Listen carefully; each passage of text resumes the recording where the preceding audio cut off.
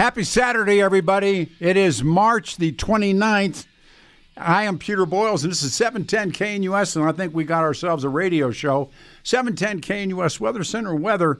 It's off a little bit from last week. 58 it drizzles, 48 and drizzles on Sunday and Monday. The sun comes out, 62 degrees. Let me do a little bit of housekeeping stuff, and then we're going to go to Steve Reams, who is in Pueblo. But last week we had the Donnie Young family with us.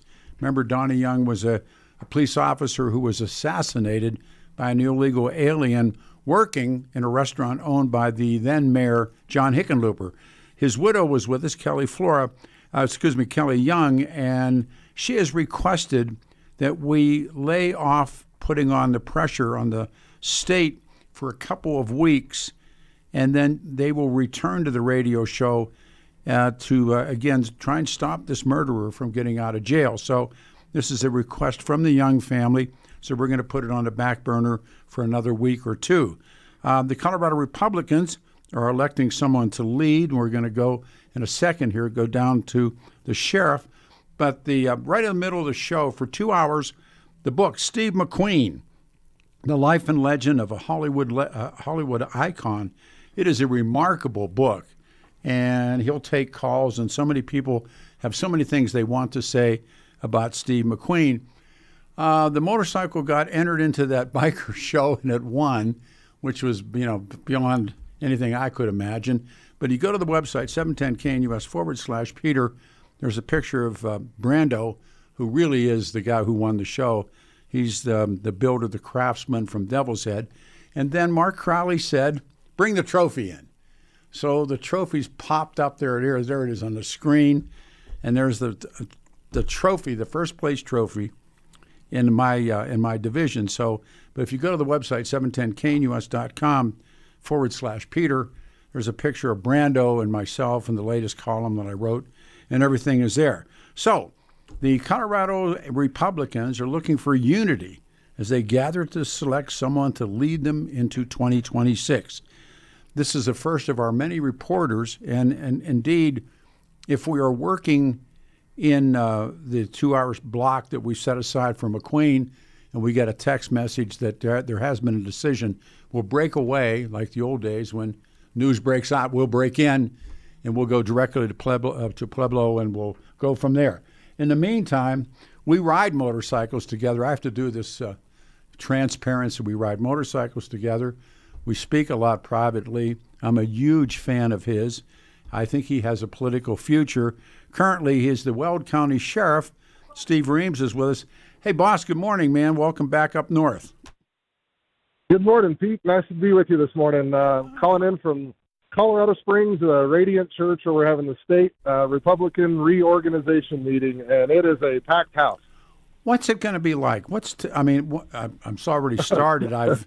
You and I have some close personal friends, and they've said it's already underway. So, how many Republicans how many things can fit in? What was that question they would have about how many things could fit in something? How many Republicans can fit can fit in Colorado Springs and get this thing done?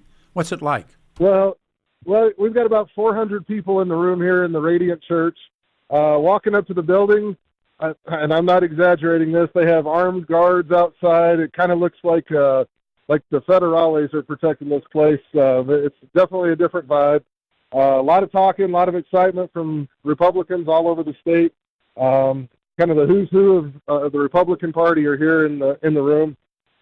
And I guess we're coming down to a decision of who's going to lead this party, and I use that in air quotes because I'm not sure where we're going as a Republican Party, but we've got several options of who the new state party chairman or chairwoman's going to be. And I guess we're going to have some speeches in the next couple of hours, and we can all get a chance to be swayed by the candidates as they try to make the pitch for how they can save this state. I think they got a tall task ahead of them, to say the least. Well, we have talked about this privately. I've talked about it a little bit on the radio show because it's full-time Monday through Friday on radio shows in the neighborhood near you. People are talking about a lot about Dave Williams, but then who's going to be the next? And is there a division street through this get together? There's the one side, the other side. Can you sense it? Yeah. Oh, yeah. There's definitely there's two distinct camps for the most part. I divide them up as the Davidians, the people who are the Dave Williams folks, and then everybody else, which they would coin the rhinos. So it's kind of the Davidians and the rhinos in the room here, and you can decide which camp I'm in. I think they've already labeled me as a rhino, which I find kind of funny at this point. Yeah, everyone's talking about that. The blurb we called it in the business, that you were hosting the Capless show on KHOW and had Lauren Boebert on as a guest, and you guys made the Wall of Shame. Yeah, the two of us got listed on the same list as being Weld County Republican rhinos, or I don't remember how they termed it, but I can't think of two people that are probably more away from that label, but it's so overused now it doesn't matter. So we've got a huge contingency of people here and a whole bunch of candidates, and it's going to get salty before the day's out. There's no doubt about it. Is the rhino thing a topic of conversation? Not really. I think now it's just it's laughed at. All right. So many people have been labeled rhino. I guess that's going to be the new mascot for the party at this point. I don't know. It's just it's kind of gotten to the point where it's just a running joke amongst everyone. But we'll see how things shake out. I mean, we've got I think 8 candidates running today for GOP chair. There's 2 or 3 that most people would recognize the names of, and the rest, it's just going to be fun to watch. Did you go to Bannon's talk, his speech? I did not. I'm more of a cheeseburger and fries kind of guy, and they have Whataburger down here in Colorado Springs, so I chose that instead. What a backhanded salute, is Lauren Boebert there? She is here somewhere. I know she's in the room, but she is not close by. Like I said, it's kind of the who's who of Republicans here in the state of Colorado right now. Do you think that a name like Boebert's could sway anything, Steve, that goes on? Amongst this crowd, I don't know. Maybe a few votes, but when it comes down to selecting a new state party chair, it's really I'll give all of them credit. They all work the room. They all have their supporters, and I think it comes down to when people start dropping off the ballot. We start narrowing things down. Oh yeah. It's which candidate endorses the next candidate. Yes. I think the big name, backing from, a Lauren Boebert or whomever behind one particular candidate probably doesn't sway this crowd all that much. Who else is there that people listening would know their name? Well, it sounds like we got a drinking party going on over behind me here. You've basically got every state rep and state senator here, Senator Barb Kirkmeyer, Representative Ryan Armagost. I'm trying to think of a few people that you've had on your show. Ryan Gonzalez, State Rep Ryan Gonzalez. I mean, you name it, they're here. Yeah. But, at the state level, this is a very important thing because all these people will be running for re-election in 2 or 4 years. Oh, you bet. And we need this party to function. We really need the Republican Party to function. Sheriff Steve Reams is with us. He's in Colorado Springs. The Republicans are looking. Would it be fair to say looking for unity? Is a quest for unity coming out of this? I don't know if that's the right word. I think at this point, it's unifying this group is a tough task, right? There's definitely some divisions amongst these folks here, but I think what people are looking for is just a clear business-minded direction. That, I think, creates unity for a lot. Let's just get back to the business of getting people elected.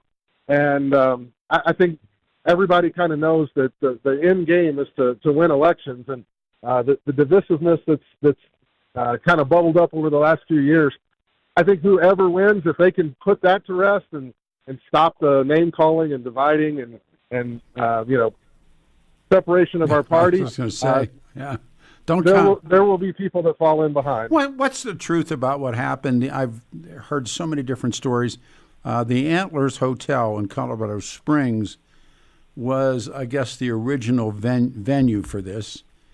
and then they canceled following an outcry from all apparently different organizations. Let it go at that. What is the truth about what happened? Your guess is as good as mine at this point. They did have some protesters that showed up last night, apparently to protest the Steve Bannon event. All right. I don't know who those protesters represented. We had been told it was Antifa types, but I don't know if that's correct. Yeah, that's a bugaboo. Antifa. Yeah. Yeah. Yeah, that's the easy target. Oh. But based on the amount of security they have outside of this church, I mean, they must assume that someone's coming here. These guys, they're literally wearing masks over their face like the Mexican federales. I mean, it's a whole different environment. I've never quite been to a state reorganization meeting that has this tone or tenor. We're in a different environment. I mean, it's almost electric here by the amount of conversation and movement that's going on in the room. It's like I said, it's going to get pretty salty before the day's out. Who hired or who's in charge or who put all the gunmen, as the guys say in Ireland, or gunmen? Who put them there? I don't know. That's got to be a call from Dave Williams and his team. I don't know what they anticipated. I don't know what the threat level was for this event. I can tell you as a card-carrying Republican and staunch Second Amendment advocate, there's at least one person armed in this venue, and I'm assuming there's several more. Yeah. I don't know if this would be a good target, but whatever. They did plan for it, and so we'll see what happens. I think we ride motorcycles together. You need to know my friendship with this guy. So yeah, and so when Sturgis when my I'm losing you.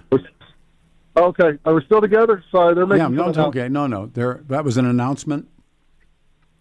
Yeah, Dave's he's trying to get the meeting into gear here. Do you need to go? I think we probably better wrap it up here pretty quick. It looks like they're going to try to start some business. Well, why don't you go ahead? Who knows? And take off, and I'll talk to you this afternoon. You guys, this man's name is Steve Reams. He's the sheriff of Weld County. He's a very decent man. He's a very good man. I feel like Ed Sullivan. I feel like Ed Sullivan with Elvis. He's a very fine boy. Huh?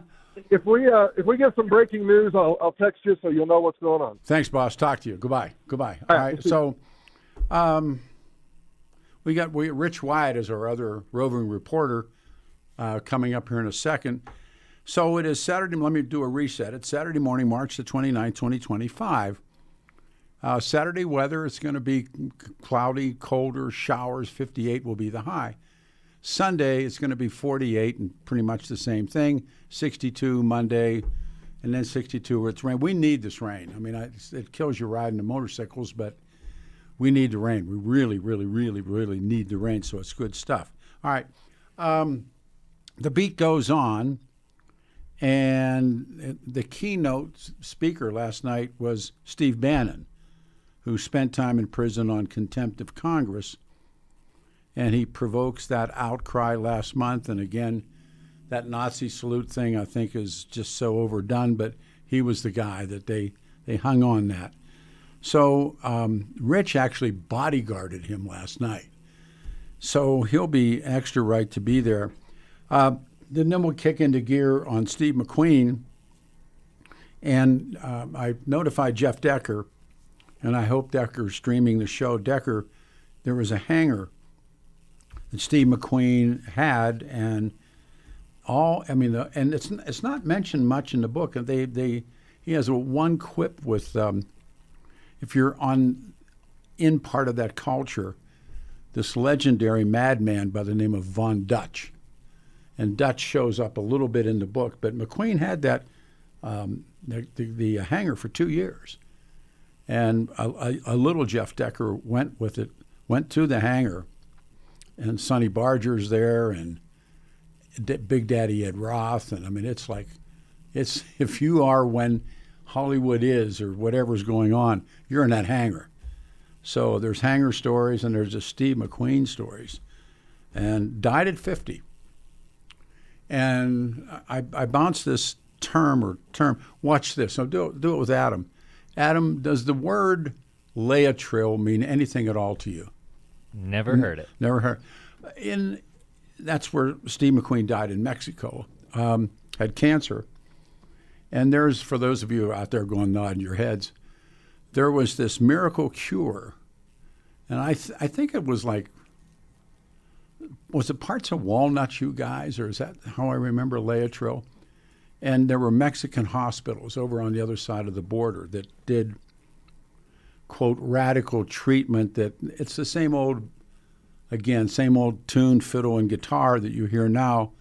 The medical societies, they couldn't control Laetrile, and the pharmaceutical companies didn't want Laetrile, and so they never approved Laetrile. But McQueen went to Mexico to get Laetrile treatments, and he died at 50. He died, very young man. Died in I think, I'm going to say Guadalajara, but I'm not remembering. But I'll ask Marshall.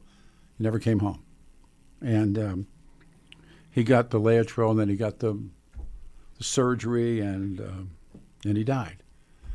How did he get us? We can talk about it, but I didn't realize that the fire suits, the racing fire suits, when McQueen was racing Le Mans and all that crazy stuff, the fire suits were lined with asbestos. No longer, but at the time. And so he had also joined the Marine Corps, and he was got himself in trouble, and he ended up stripping asbestos insides of boats. And there's a couple of different ways that he came up against asbestos, and it killed him. Plus, he was a heavy smoker, and it killed him.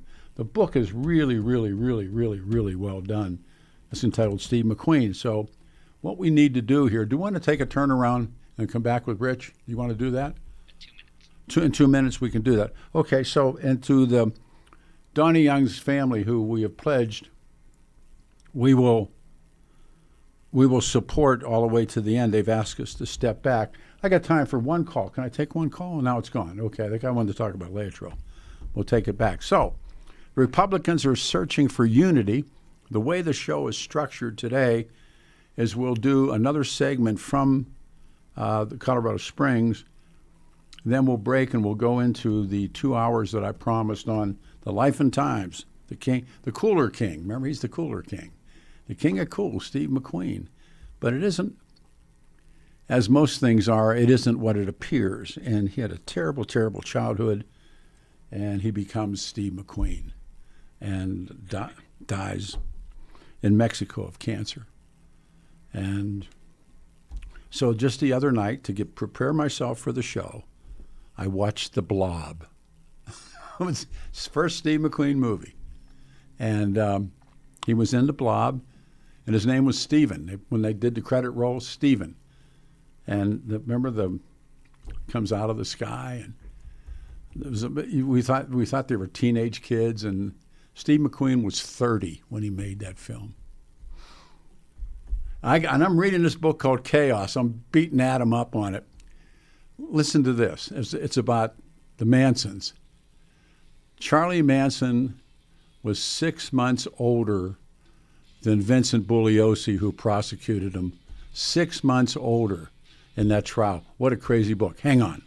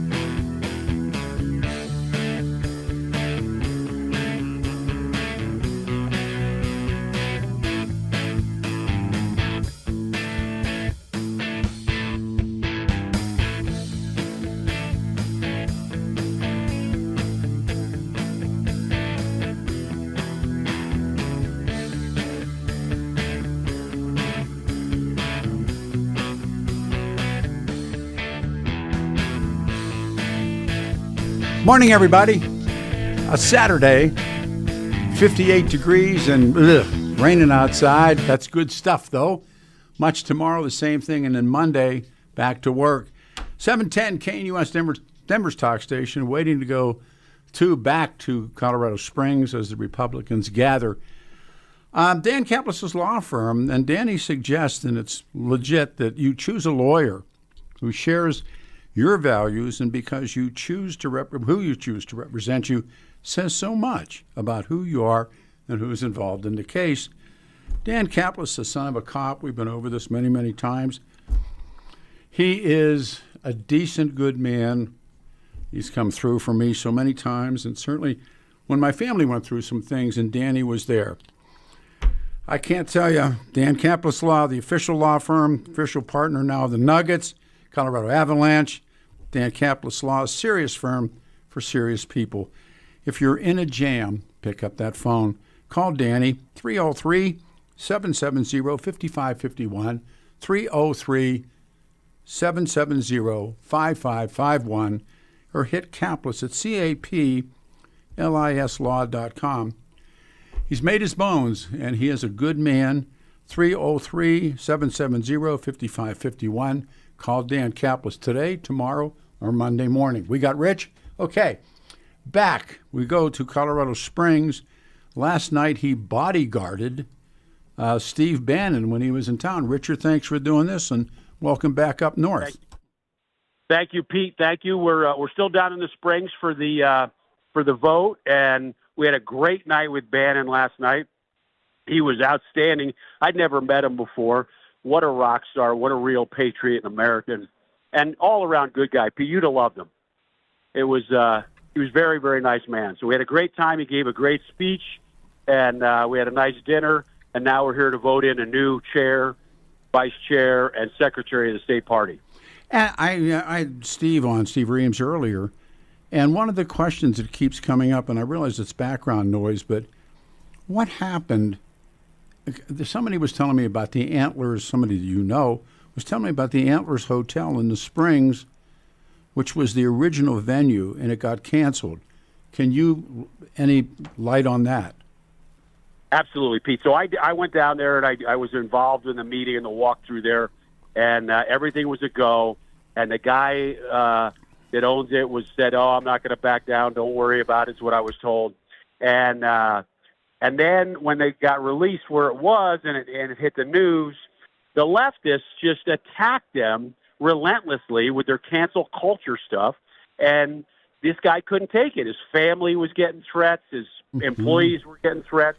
And so he had to make just what's a business decision. I'm not going to lose my beautiful hotel. Yeah. Because, and so, and they're setting fire to Teslas and sure. their hatred, and they're the party of peace, and, it's all crap, and they just want to destroy everything. So he had to back out, and I feel terrible for everybody involved because it's just a mess. But we as Americans, we got to stand up, and we got to say this isn't right. We are a two-party system, and both parties should be able to do what they want without being attacked with fire. Last night they were gone in helmets. Where was it held then last night? If they didn't go to the Antlers, Last night it was held at a place called the Phil Long Music Hall. Oh, yeah, sure. And it was a great little venue, and we had a great time, and we had a wonderful security team down there.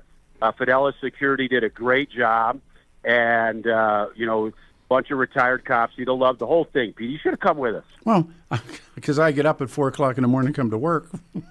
Yeah, I know. Hey, come on. I know you're scared. I know. So now, will Dave speak to the gathered body again? Yes, he spoke last night. He gave his kind of farewell speech. He will run the meeting. He's here today. He'll run the meeting today, and he'll do a great job. He runs a good meeting. No matter what you think of Dave, he does run an excellent meeting, and he's a good man. And so he will get that done, and then we'll have a new chair hopefully by the end of the day.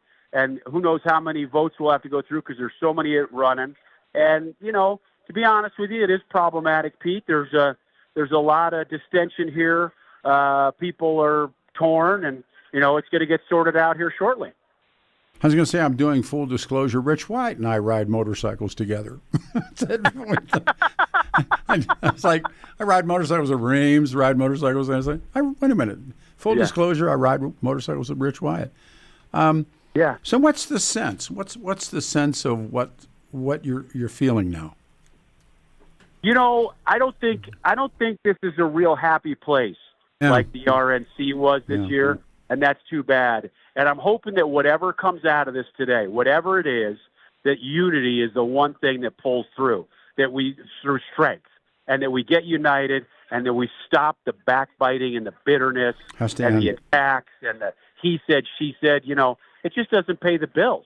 I mean, you know the old saying, he may be something, but he's our something. Yeah. So, that was said about Joe Kennedy. Sure. That was FDR, and when he gets appointed to the to regulate Wall Street, and it's like Stettinius or Jimmy Burns or somebody says, "My God, Franklin, the man's a crook," to which Roosevelt said, "Yeah, but he's mine." And it was all. And hey, the other thing that was fantastic last night, was that our good friend Tom Tancredo got the Lifetime Achievement Award. Oh, did he really? Party. Man! And he gave a spectacular speech. Oh, he's great. And it was great. And I ride motorcycles with Tom Tancredo.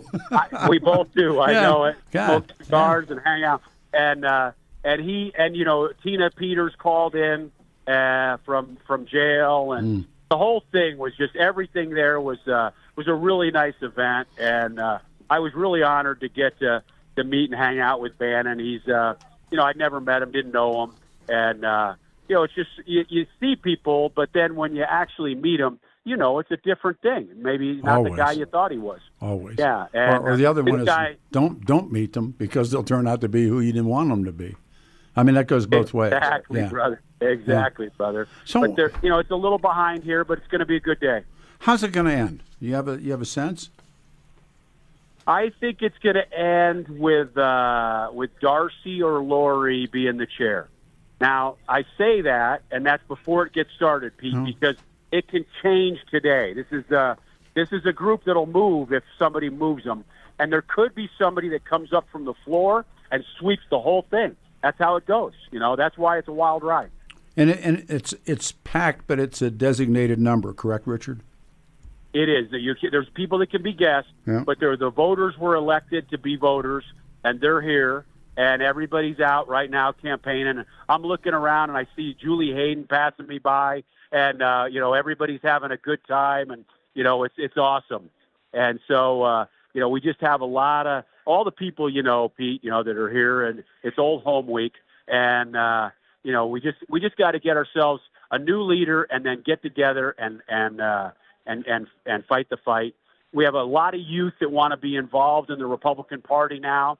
They're loving the fact that Trump got elected, and they're ready to come on board. And we need to welcome them and not worry about this other stuff. Final question: what's your favorite Steve McQueen movie? As we get. Oh my God! Damn, seriously. Oh my God! I think it's The Getaway. It was his too. His favorite movie was Junior Bonner, which is my favorite movie. Is it? Yeah, I love Junior Bonner, but he said that The Getaway. And The Getaway. Oh my goodness! Cars, guns, girls. What more? Yeah. What else could you ask? What more did you? What more do you want? But because he was. I know. Go ahead. I'm sorry. I know everybody likes Bullet. That's great. But they're getting ready to pray. I better get off the phone. Go get them. All right, man. Goodbye. Love you. Talk to you. Bye. All right. So, the weekend is taking place in Colorado Springs, which will determine what is to come. And they brought Steve Bannon in, which I thought was really an interesting compare and contrast. Remember who the Dems brought in.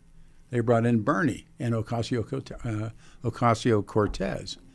And then the Republican state party comes back with Steve Bannon. How do you see that? What do you see coming out of this? We have about half an hour of open lines before we gear up to the Steve McQueen book, and then we'll go back. We'll repeat that again in reverse. And if news breaks out, we break in. We have about 6 or 7 different people on the floor, have cell phones.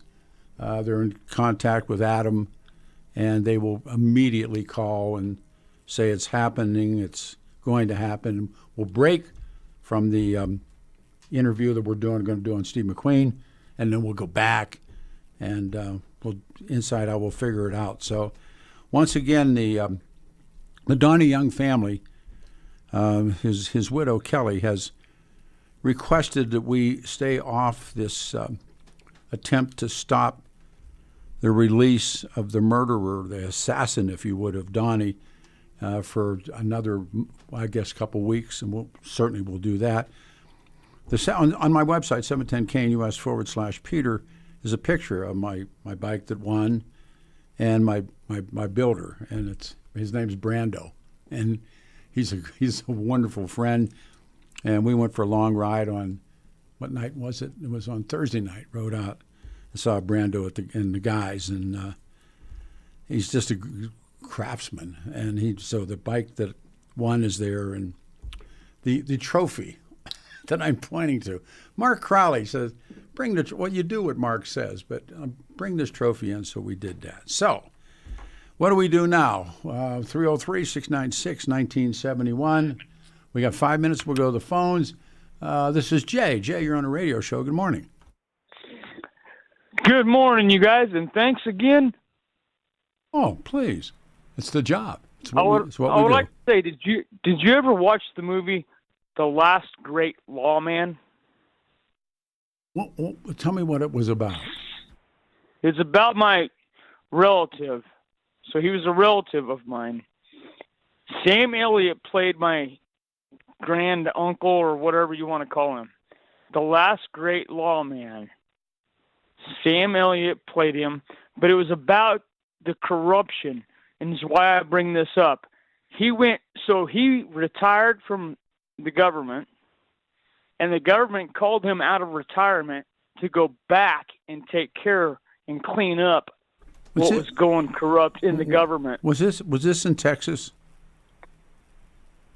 Oklahoma. Okay. All right. His house is still at the museum now. All right. The Last Great Lawman. Well, I don't know if he's the last one, because I know a lot of good ones and a lot of great ones. Okay, I'm just telling you about. I know. I'm not trying to play it down. For Sam Elliott to have played him, and for them to have done a story about my relative there, is absolutely insane. I mean, as far as I'm just a farmer and a rancher, so for somebody of that nature to be of that demeanor, it's crazy. Well, but that was back in what, the 30s or 40s? Tell me his name. Like what was his name? Bill Tillman. Okay. Oh. Tilgh. I know. Tilgh. If you'd have led with that, of course I know that name, Bill Tillman. Of course. No, good, man. That's wonderful. Hey, and I appreciate all your bike riding. That's how we round up cows out here, is on a motorcycle. You told me that. Hey, I want to tell you one other thing. Real quick. The worst pain I ever had, changing waters on the farm and stuff, when it starts raining, you shut the tractor down. And those pins and needles when you're wearing a T-shirt from the rain. Have you ever felt that? No, but, I mean, on the bike, running and getting hit with rain, sure. 65, 70 miles an hour. 80. Yeah. 80. It's like, yeah. Yeah, already. That's why you don't jump out. They're hitting you in the head. You got to have a full face, but you can't do that on a farm, though. I would imagine, but no, you can get. And every once in a while, like a big bug or something comes along and hits you.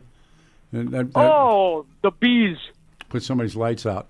Thank you for a good call. 303-696-1971. Do we have time to take Lynn's call? Okay, let's do a turnaround.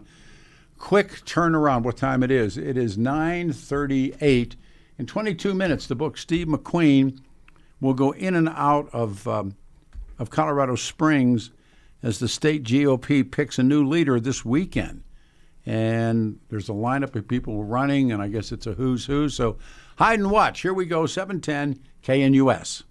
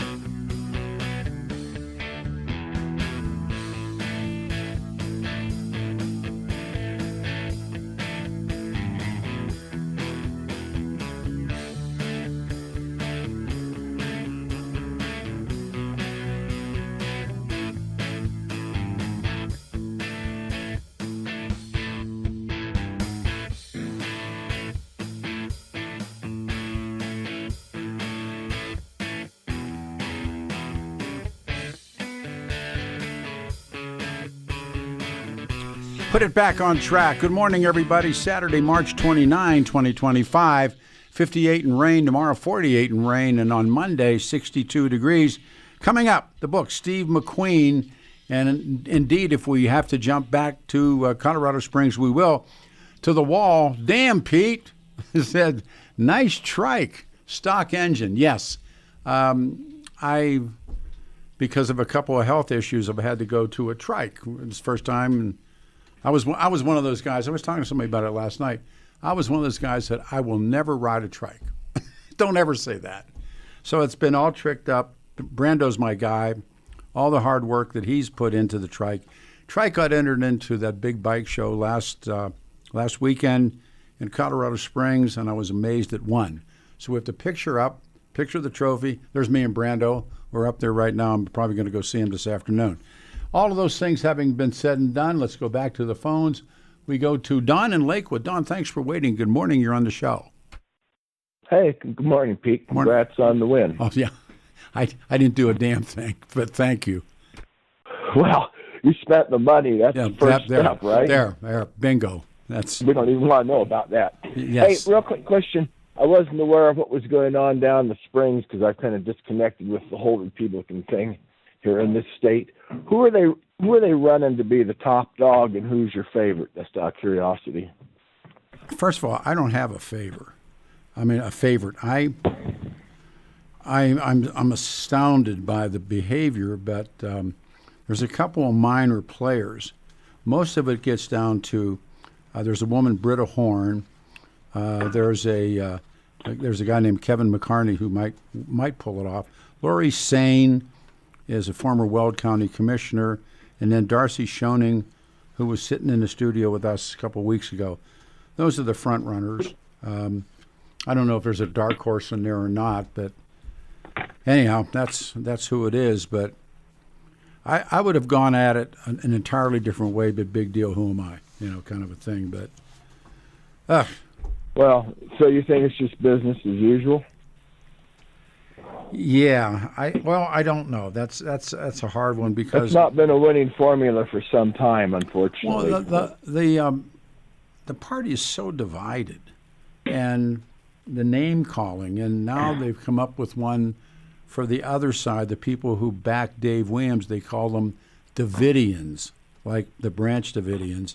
They in turn call everybody under the sun a rhino. Well, where are you going to go? I'll tell you where I think this party really got divided was a few years ago, the state assembly, when you had about 450 some delegates get up there, and it was already in the bag. The people that were going to go were going to go. Corcoran, Kafer, Everett, all these people. I think you were there with Chuck. Chuck and I were in Cleveland, yeah. And they deny walking out. They walked out. Yeah, I know. But to me, that was kind of the beginning of a lot of the divisiveness. Way before that, the Republican Party, back when Bill Owens was the last statewide elected official as governor, and there was all kinds of internal, I'll use the word scandal, and people started dropping like flies. And then the biggest loss to the Republican Party was when Bill Armstrong passed away, and it just went willy-nilly. And I told people, they said, "You and Bill were friends?" I said, "Of course, yeah." I said, "Now we were probably opposed on 7 out of 10 issues, but he obviously had given." He was a prince of a guy. I met him a couple times. A great guy, great guy. He apparently gave me some respect. I heard some things after he passed, and I wrote for him. I wrote position papers for him on a couple of issues, and I thought the world of him. I really did. He was a how do I say it? He was a patrician. Is that a good way to say it? He was. Yeah, I think that's pretty good. Yeah. Oh yeah. I don't know. They've got such an uphill battle to have any cohesiveness in this state. And from what the names you gave me, not that I'm paying attention to it anymore. Well, like I changed my registration to independent after the crap that went on down there in Cleveland. set up. I witnessed in Cleveland, and they were like cats in a sandbox after Cleveland, but I saw what they did, and Chuck saw what they did. Well, Corcoran led that walkout, and then he tried to become a big deal in the Tea Party, and on and on and on and on, and people were divided there. I mean, it was just... Right. I used to go to all that stuff, Pete, and that's just like, all right, enough is enough. I got better thing to do with my time. And money. Yeah, well, a wise man knows, but I don't know. That's some real delicate stuff, and there's gonna be a hard rain's gonna fall, as we would say, and I don't know what's nothing needs to be delicate anymore because you're up against a bunch of vile people in the Democratic Party, the big ones on exhibit. I mean, these people are just this. Oh, we go low, they go high. Yeah, but if you can't, but if you can't, put together your own military, you can't go into combat. You can't go into a fight. You can't go into a boxing ring until you train, and it's just these guys, the Democrats. They knew exactly what they were doing, and they had OPM, other people's money, and they had some brilliant leadership, and they did what they did. And who's the gay guy that used to come on from the Democrat? Real nice guy. Ted Trimba's one of my closest friends, one of my dearest friends. Real smart. Brilliant. He gets it. Has he been on your show? No, because I'm only doing Saturdays. He and I talk a lot. He's traveling. He lives between New York City and Denver now, but I tell you what, there's another one of a kind, just a good, decent man. His partner is a Republican, isn't he? He's conservative. Works for Fox News. Conservative. That's his husband. Yeah. For Fox. That was it. I'd love to hear him on again. Well, they're great. They're friends. We text. We talk. They have more brains between the two of them than about half of the floor that's going on. It's Trimba is, just a good man and a very smart man. So. What percentage of the people down in the Springs you think attending that have a higher than room temp IQ? I don't know. I'm not in the room. But I'm joking, Pete. Well, no. Listen, I got a caller said just got back from Russia. I'm jumping to the caller. Jim, just got back from Russia? No, my wife did. Oh, okay. Nevertheless, I'm sorry. Close enough. Go ahead. Yeah. What I shared with your screener is anyway a couple things. One is that Putin is extremely popular over there. Oh, absolutely. He would win, hands down. Absolutely. Two, the stores are all full of food. Absolutely. Everything seems to be chugging along. They're all really good on all that stuff, and there seems to be a lot of patriotism around the city concerning recruiting men for going in to the Army. Sure. They pay them roughly $20,000 just for enrollment. What you hear about Russia in American media is anything but the truth. True. It's exactly the truth. You're exactly right. Unfortunately, thank God Trump got into office because I think he's resetting our relationship. I agree. Whatever he can. I still feel there's a lot of neocons within the administration that want to torpedo all his efforts. What name would you use? What names would you use on wanting to go out? Because I think Trump's. I think that guy in the CIA. I think that whole thing about the whole signal came from his end. I heard that his assistant was the one that actually got Greenberg on there. I think they wanted to get rid of Pete Hegseth. That's who I think they really wanted to get rid of. Well, he may be getting. He may not get part of their group. Yeah, he may get rid of himself the way things are going. It's so delicate, and people are so quick to pounce. I like Hegseth. I'll see what he's going to do, but I got to tell you though, I think the Democrats. What are they saying? They're doing crocodile tears about it. Yeah. No, that's what a joke they are. Well, I'll tell you what. You watch this, and we'll see what happens next. But it's showdown time is coming. Thanks for jumping in, man. Take care. On the other side, This is a labor of love, the life and legend of a Hollywood icon, Steve McQueen. Steve McQueen. And I watched The Blob the other night just to warm up, but think of those films that he made and the life he lived. And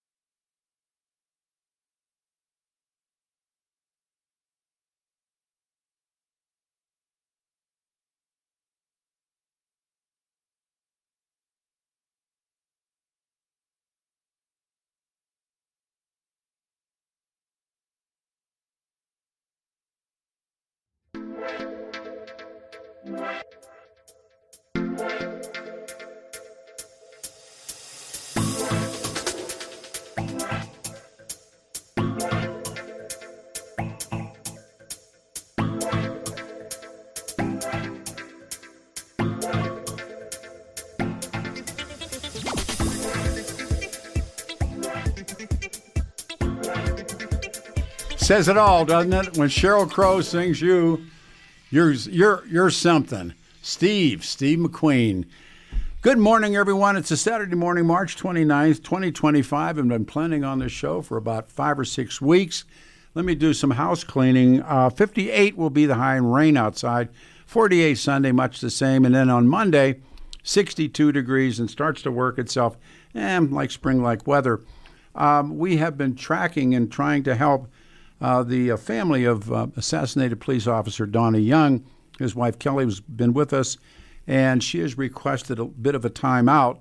So we're laying off for a couple of weeks. We'll return to it to helping stop the murderer get out of jail. We opened the show in Colorado Springs, where the Republican Party is gathering to pick a new head of the party, and we will break away if we get the call that something has happened. Also, the website, 710knus.com/Peter. Last week we talked about my motorcycle. For the first time in my life, I've never entered a motorcycle in a motorcycle contest, and we put it in there. And the great part is the picture of there's a picture of the bikes up, but there's also a picture of my builder, Brando, and then there's a picture. There's me and Brando. I love the boy. And then I won. So we put the picture of the trophy up as well. That's all the big setup. We'll be going back to Colorado Springs, but this guy's become a friend. And we first met him when he did a book on, of all people, Tom Parker, Elvis's manager that everybody hates. And it turned out to be quite the remarkable book. Marshall Terrill is with us, the author of the new Steve McQueen book. Hey, Marshall. Yes, there he is. Hey, welcome back to Denver, man. Good morning. Thank you. It's a pleasure to be back. There you are. You're in L.A. right now, I think? Yeah, I'm in beautiful downtown Burbank, working on another new book deal. What's the deal? What's the book? Well, I can't say Too who it soon? is, but Okay. I can say Okay. it's a big 80s and 90s action director. Boy, I love films. 80s and 90s. Not Pack and Paw. No. Peckinpah was 60s, Okay. 70s. Yeah. And regardless, I know we'll do the show when the time comes, right? Thank you. I appreciate that. No, it's already done. Why McQueen? Of all people, why McQueen? Well, I mean, there's a personal connection with me. Every time that a McQueen movie would come out in the theaters, my dad would actually take me out of school and we'd go watch it together. And as I traveled around the world doing book signings, I found that was a very similar theme with young men that grew up the same time that I did. So there was that personal connection. And then, of course, when he died, I was 16 years old when he died. So it was kind of like, wow, a big part of my childhood just ended in terms of just, somebody passing. And then you start hearing these stories throughout the years that this guy might not have been perhaps the person that you thought he was on screen. And so he was and he wasn't. So that complexity made him a very, very fascinating character to write about. I opened the show in sort of an abstract way talking, and I brought up Trill. And the staff, the guys that are working on the job in my world, are young men. I said, you guys ever heard of Trill? None of them. And I remember the use of Trill. Talk about Trill, because it is why it's part of why Steve McQueen died. So talk about the Trill hospitals in Mexico. Well, I guess I would call them an alternative method because Laetrile, I don't know specifically what it would do to the body, but I know in McQueen's case, it was said he was using Laetrile. But he went to an alternative hospital in Mexico that started popping up, in the 70s. Oh, yeah. And what they would do is they would treat the cancer basically through diet. which sounds absurd, but you have to remember the context of the times in which it's kind of like what's going on now. I said that. Big lack. I said that exactly. Big lack of trust. Big lack of trust in the government. So we've gone through these things. We went through it in the 60s. We kind of went through it in the late 70s, and so now we're going through it again. And so. McQueen was faced with certain death. His doctors told him that he was going to die in 3 months. Get your affairs in order. And he was a 50-year-old man, and he found that hard to believe because everything he ever did, he was successful at. So, and he also had children, and he wanted to fight for them. So I don't blame him. On the other hand, perhaps he should have taken more of a cautious approach. Marshall, do you remember, because this is a companion, it was part of the distrust. It was called, come on, Peter. Kids got it, and it made them birth defect babies. There was a drug, and the FDA apparently either approved it or didn't approve it. Adam, I can't remember. It was, come on, Peter. But there's 20 million people screaming the name of the drug. But it deformed children's hands, and the kids ended up playing the piano with their feet, and it was a drug, and it came as a companion behind Laetrile, and noticing that they just took formidable. There you go. You remember that? Vaguely, I do. Yes. Okay, and notice that in Utah they just took fluoride out of the water yesterday, and I remember the fluoride scares too. So. They're all kind of and as a reporter, I was reporting on a fluoride scare in Gilbert, Arizona, in 2000. They were going to add it to the water, and there was a big amount of people that didn't want it. Yes. And then, of course, I interviewed a couple of dentists, and they were all for it. Oh yeah, well, absolutely. And but it's again, here we are again. Shots, no shots. Vaccinations, no vaccinations. Sound familiar? Yeah, of course. But I thought about that when I finished your book, and I'd forgotten McQueen died in Mexico. Yeah. Talk about that. Well, it was very sad. I actually went to the clinic where he got his final operation in Juarez. And it's ironic that Juarez for years has been the murder capital of the world, and that's where he went to seek his final operation. And it just there's a darkness that kind of surrounds his death for me. The fact that he went over there, the scandal that occurred, that when he died, the funeral director held his body for hostage. Yes. And then of course the Mexican media went in there and took pictures of his dead body and corpse. Yeah. And then when some U.S. officials got involved, they threatened this funeral home director, who then basically placed McQueen in a pine box and drove him back over the border in a station wagon. And it lacked a lot of dignity, I thought.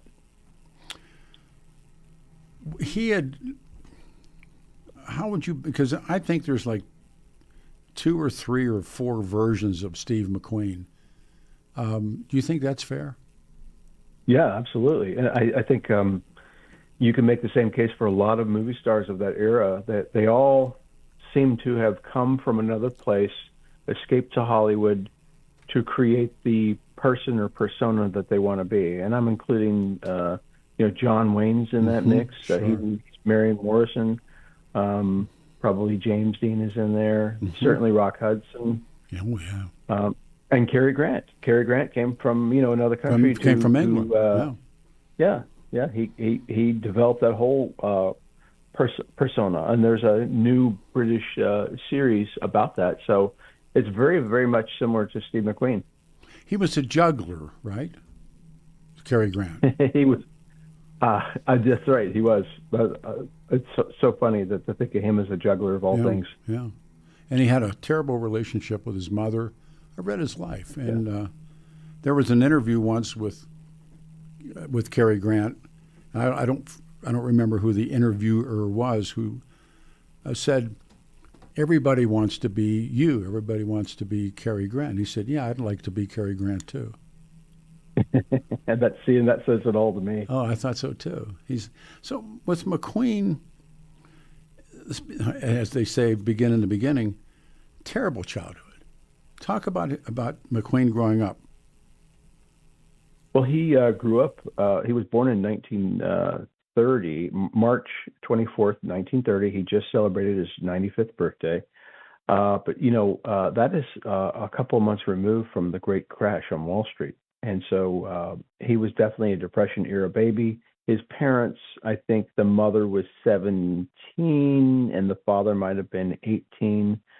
And they were both alcoholics and certainly not equipped to raise a child. And 6 months after McQueen was born, the father, who I found out, McQueen never knew his father. He never knew how to track him. And he always thought he was a barnstorming pilot. But what I found out thankfully through Ancestry.com was that he was a merchant marine. And so he was out to sea quite a bit. And that's how he was able to move around and not get detected. And then at the end of McQueen's father's life, he settles down in Long Beach, California. McQueen is now a star on Wanted Dead or Alive, and he has the means and the ways to try and track this guy down. Well, he finally tracks down where his father lives. He gets there, and a lady opens the door and basically tells him, "You're 3 months too late. Your father died. Here's the 3 months lighter. ago." Here's the lighter. Yeah, I've told people that story. Tell that story. But she brought him into the house and she showed pictures, and I've got those pictures. Mm-hmm. And there is no doubt that this is Steve McQueen's father. Same forehead, mm-hmm. same eyes, same ears, same nose, lips. And then she has his lighter. It says B. McHugh. Yeah. And she gives it to him. And he claimed that he had it in his hands, and when he left the house, he pitched it in the weeds. But that's not true. He ended up his daughter Terry ended up keeping that for years, and I still think that heirloom is still in the house.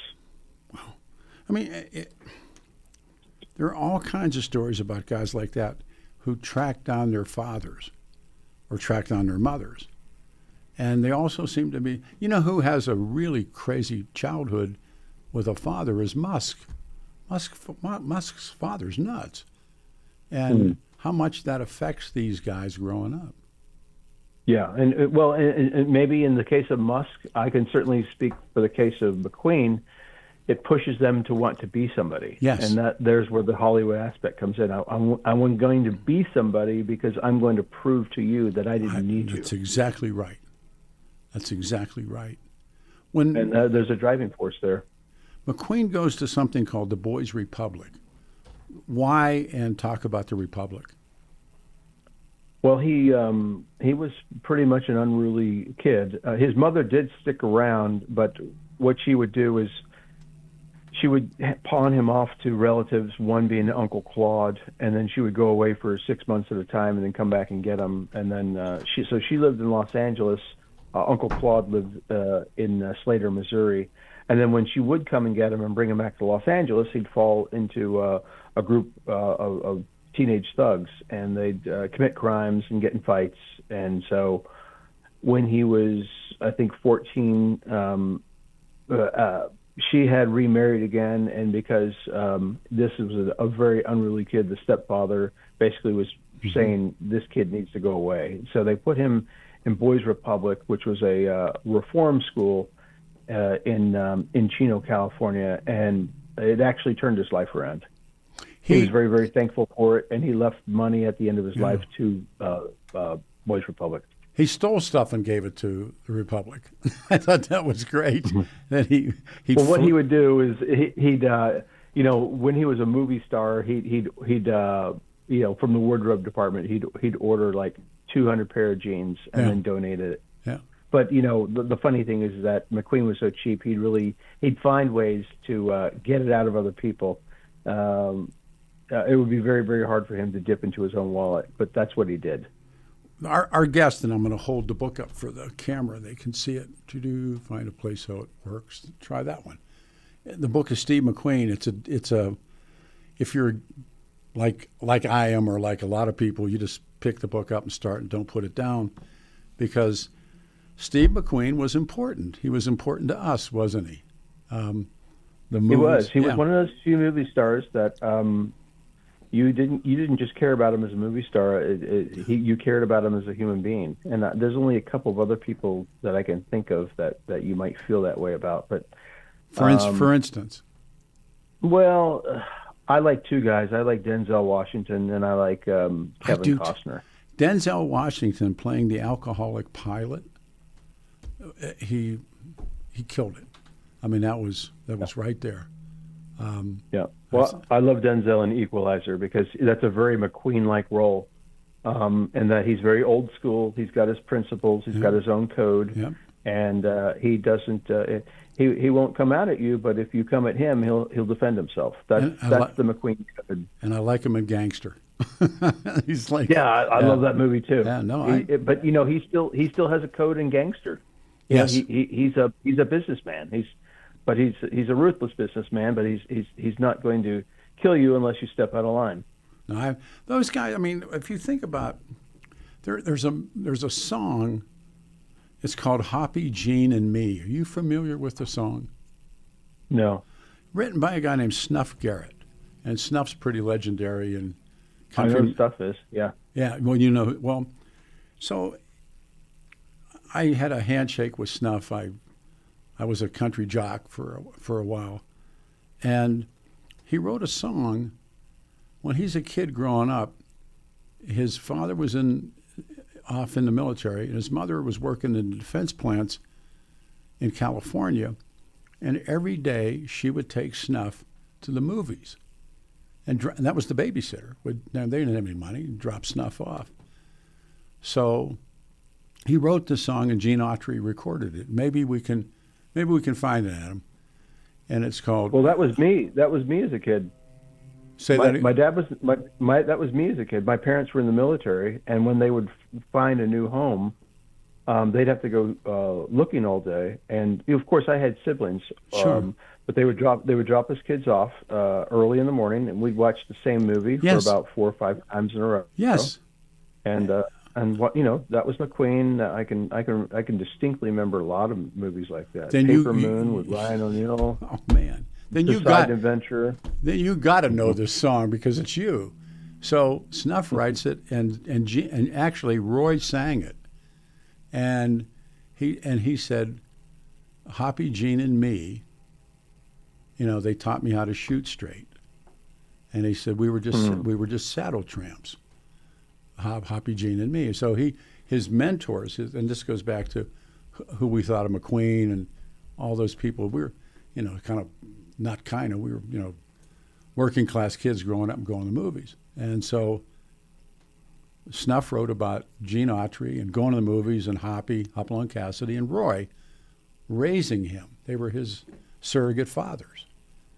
And how many?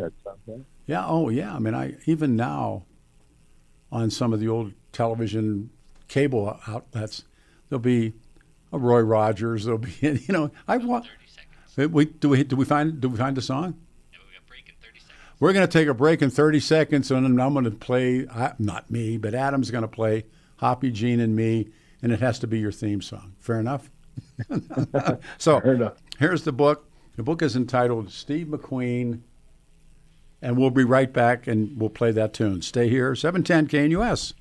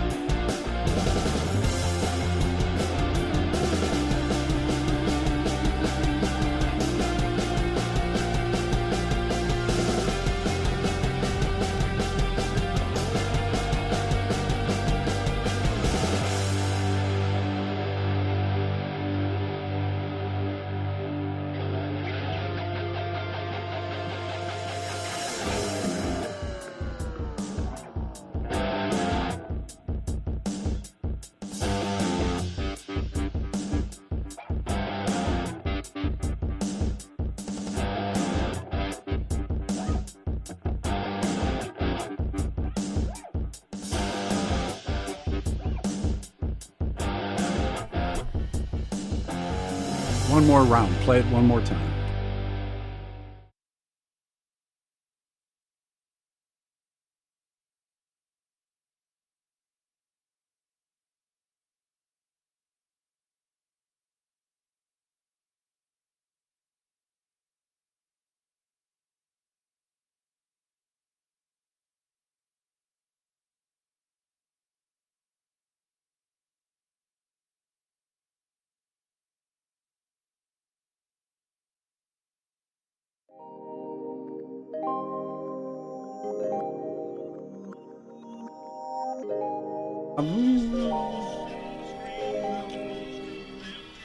There it is. Sure, Saturday. Jane and me. There's Roy. Who was better? I'm Peter Boyles, and this is 710 KNUS. We are Denver's talk station. It's a Saturday morning, 58 and rain. Tomorrow, 48 and rain, and Monday it's 62 degrees. On the other end of this is Marshall Terrill, this is the second time he's been with us, his book on Tom Parker, and this one on Steve McQueen. Brother, what you think of that tune? Well, maybe if I got a shot at singing it, I might have done a little bit better.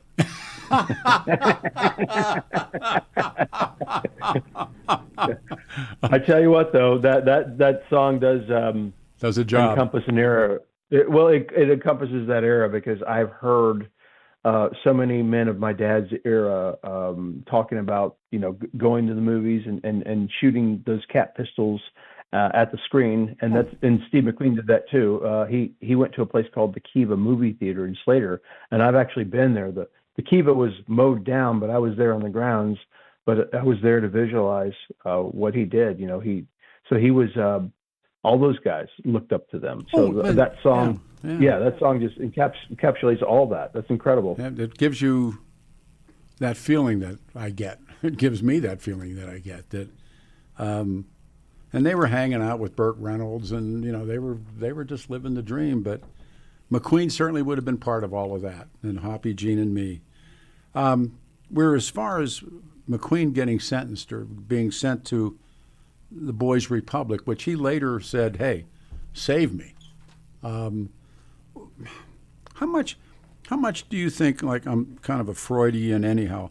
How much do you think of all of these inputs into his life turn this guy, make this guy, become this guy? Well, every step of the way. I mean, the movie stars of old, who, and you probably agree with me, have a ton more charisma than the movie stars of today. These guys, even though some of those movie stars of old were trained, and McQueen certainly had some training, it was those life experiences that really made them movie stars. Everyone, like McQueen went to reform school. He was in the military. He was scraping by in New York City, doing 5 different jobs. So it was, back then it was pure charisma, and you either liked the person or you didn't. And and I hear everybody talking about the old movie stars, and that's all they talk about is just charisma. So today, you still have your big movie stars, but they just don't seem to match up to what McQueen and Newman and Reynolds and all those stars were, and Eastwood even Sure. Though Eastwood's a little bit more laid back, they gave you something. Who was it in your book? I read your book when it came to me, and it's been about 5 weeks now since I read the book. But the director who says, "You want to know how to act? Look at Steve McQueen's eye." He mentioned his eyes. Who is that in your book? That was Sam Peckinpah. Sam. Okay, good. He said, "Watch Steve McQueen's eyes." Mm-hmm. And that's true. McQueen learned that it was not necessarily what you said, but your actions, what your eyes, what your body language conveyed. That's acting for the film, as opposed to stage acting. So McQueen was not a very good stage actor, and he certainly lent his hand at it. He learned, just like Eastwood did, that silence is golden on the camera. Yeah. And again, coming to this, I can tell you the movies that we saw and how they affected us. And I was going to ask you, my favorite McQueen movie is Tom Horn. And I've been up there where they hung Tom Horn, and I'm drawn to Tom Horn, and I tend to believe Tom Horn did it. But what's your favorite film, and what was McQueen's favorite film? Well, before I answer that, I want to let you know that my new book, which will come out in November, is about the making of Tom Horn and The Hunter, his last two films. Oh man, it'll be back on the show. It'll be a coffee table book, but there's 100 pages devoted to each film. And yes, I agree with you. Tom Horn was not the guy that McQueen portrayed. He was no. Yeah, I don't necessarily believe he killed Willie Nickel, but he killed about 17 other people. Yeah, killed other people. No, I went to I'm drawn to Wyoming history and used to go to Cheyenne Frontier Days a lot, and I fell in with a lot of those historians from Wyoming, and they turned me on to Tom Horn. I already saw the movie, and they said nope, the movie wasn't what happened, and they liked the movie.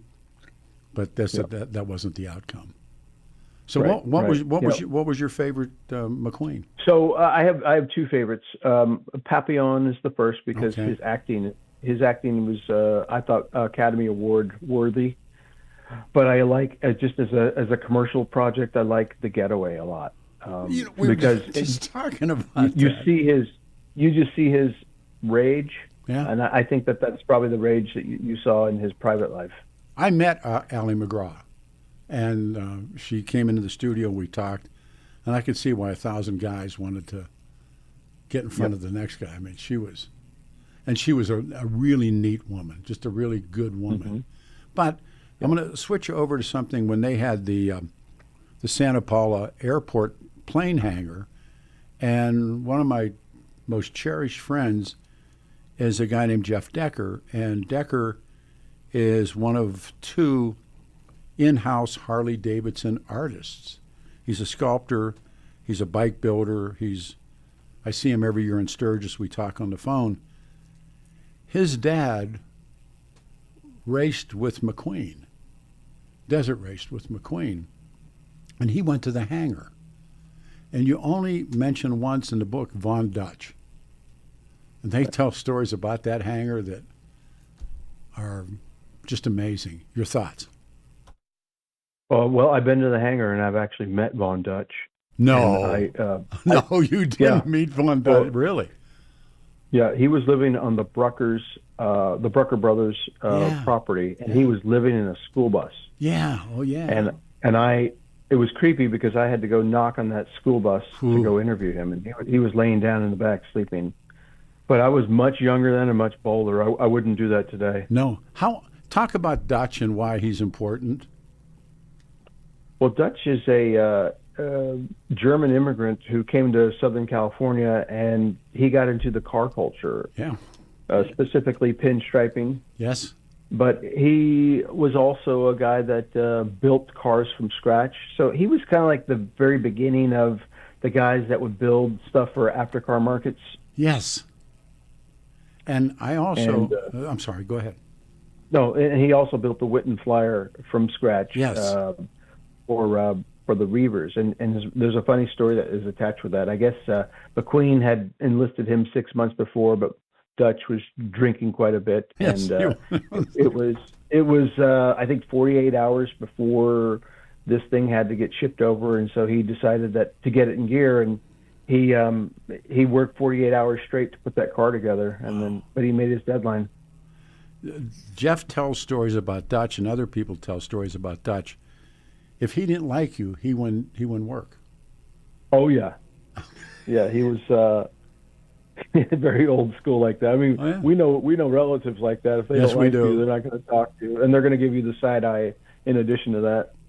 But it was money. Jeffy said that people would come to Dutch, and his dad knew Dutch, and Jeff's a little kid, and he said the guy'd say to Dutch, "I want this and I want that," and Dutch said, "Get out of here." and the guy'd have a lot of money, and he wanted to give it to Dutch, and Dutch wouldn't take the money. Also, according to Jeff, and I'm sure it's true, Big Daddy Ed Roth hung out. You're nodding your head. So Daddy was there too. It's just an eclectic group, and McQueen took them all in. What was that about? Yeah, and these were all just. This is it's so much happened in California in the 60s. I Yes. mean, you're talking about like the music culture, Yes. car culture, Yes. Hollywood, Bikes. yeah, everything that, and that's why it resonates today, because people understand, if they know the history, they understand it all starts there, and that all these people kind of converge together in one place and at one time, Yes. which is pretty magical. And Jeff said he had no idea who Steve McQueen was. He's a little guy, but his dad, he said, and McQueen fit in, or they fit in. In other words, this eclectic group of crazies, Dutch and, go down the line, they must have respected McQueen. McQueen must have respected them because they were there all the time. Yeah, he definitely respected them. He respected their artistry. But you'll get a kick out of this one story that I recently learned about Dutch. I talked to somebody for the new McQueen book, but he was talking about, he knew Dutch, and he said that he walked into Dutch's bus one day, and there was the actress Barbara Eden. And I guess Dutch and Barbara Eden were seeing each other, and I just said, God, I can't imagine those two together. Yeah. But he said, yeah, she was in that bus all the time. They were boyfriend girlfriend. Wow. Now Dutch goes up now, like another 20 feet in the air. But I said to Jeffy, I said, when the first time he met Dutch, and he's probably 10 or 11, and Dutch is riding a BMW World War II German motorcycle. He's got a sidecar, and he's wearing a German helmet, and he's wearing this big long raincoat. And when he gets off the bike, he doesn't have any clothes on. And he'd ridden all the way through, L.A. riding nude. And I guess I think Jeff told me this, or Jeff said, if Dutch were alive today and he saw some little girl walking down the street with Von Dutch on her hat or Von Dutch on her shirt, he said he just would have ripped the shirts off them. He said that was sounds about right. Yeah. Yeah, and that whole thing of the clothes taking off like it did just is so unlike Dutch, and it was mind blowing. Like when that whole thing was happening. Did you ever think about doing a book on Dutch? I've thought about that. The problem is a lot of these guys are now dying off. But Yeah. I think there have been books out on him. The people that know that a little bit better than I do. I'm not a car guy. Okay. So I tend to stick with what I know best. He now calls himself Little Daddy, but he's Ed Roth's kid. And came into the radio. She was here for a car show. Marshall, we spent 3 hours, and then we went out to lunch. And he nonstop talked about his father, the Rat Fink stuff, and he's a little bit older, so about going to the hangar, and that his father, he told me this, not know whether it's true, redesigned the death head on the back of the Hells Angels leathers. It was a smaller head, and Roth redesigned it. He was close to Sonny. I mean, in the middle of that is McQueen. Yeah, that's right. Wow. I do have a funny Hells Angels story for you, though. Please. They have a clubhouse out in Mesa, Arizona, and there was a former city councilman. He's no longer alive, but I was a reporter at the time, and he invited me to the clubhouse, and I was like, okay, I've got to do this. So anyway, it was a fundraiser for a guy named Bad Bob who was involved in some sort of nefarious activity or a shooting or something, and there was a fundraiser for him. So anyway, I bring these McQueen books for Bad Bob, and I understand Sonny Barker's going to be there. Huh? And lo and behold, Sonny shows up, and by the way, he wrote a book prior, like a year before. I got it. And he mentions that he rode with Steve McQueen and how cool it was. Yeah. And so I give Bad Bob a book, and he's elated, and I give one to Sonny. And as I handed it to Sonny, I said, yeah, I understand you rode with McQueen. He goes, no, never met him. No, didn't know him. So they don't know anybody. No, never rode with him. They don't exactly. Know. They don't know anybody. That was my point. I told that story to somebody yesterday, and she loved it. Hang on. We'll be turn around and come right back. The book, Steve McQueen, Marshall Terrill. I'm Peter Boyles, 710 KNUS.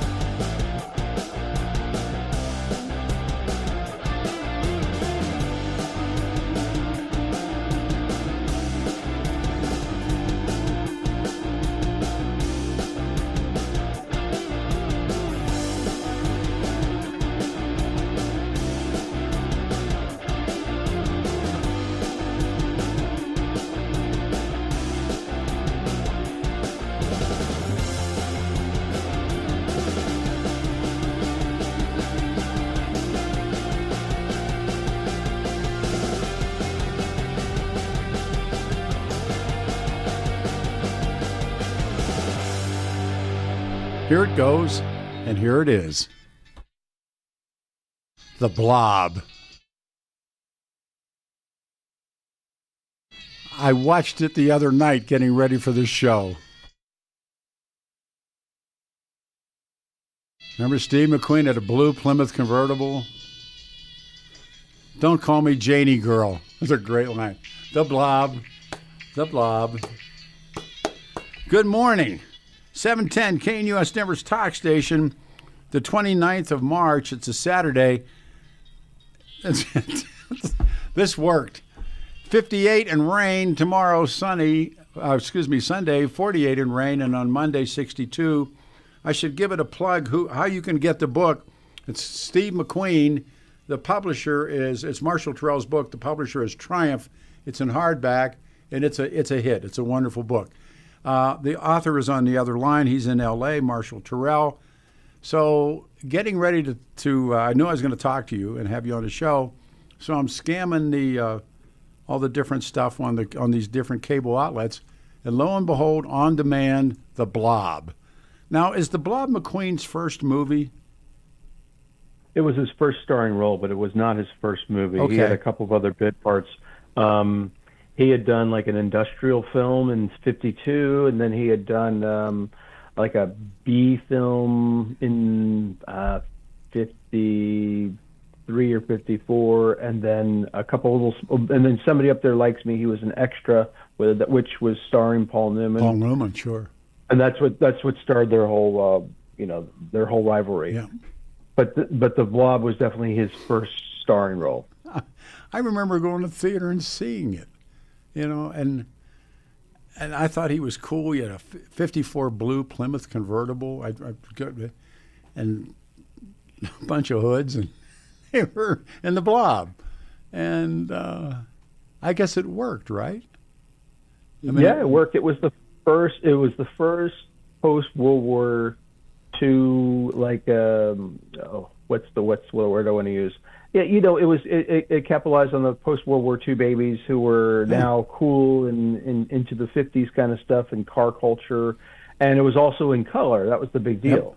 How old was he? When he plays this teenager. He was actually 20. He was 28 years old at the time, and he hated that movie because.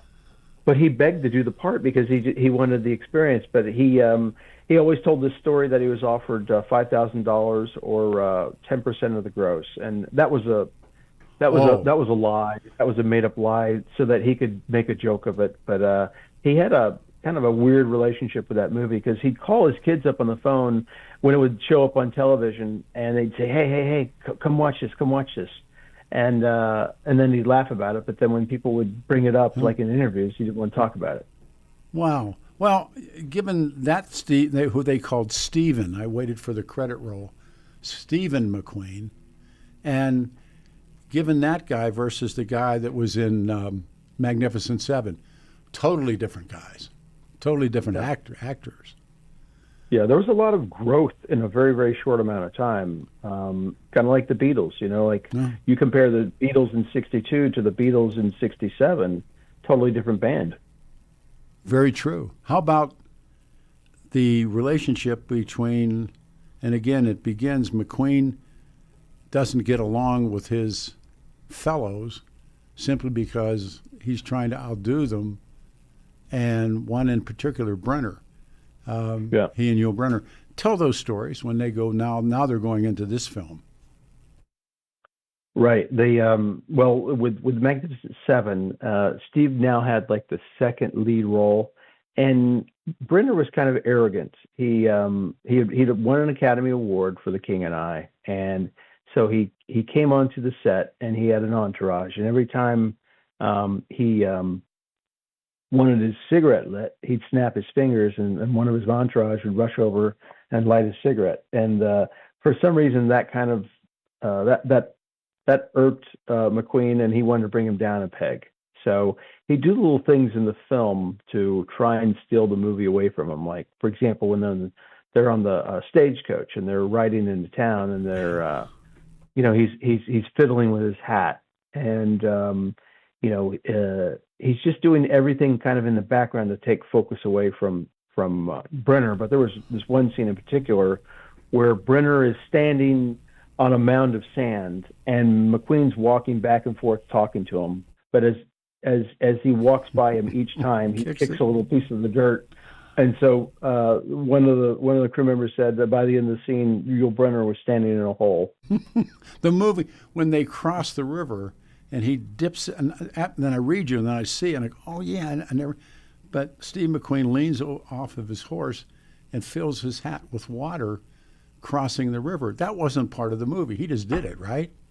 That's correct. And all the other actors were kind of picking up on it and doing the same thing. Yes. And Sturgis had to yell, "Cut, cut! What are you guys doing?"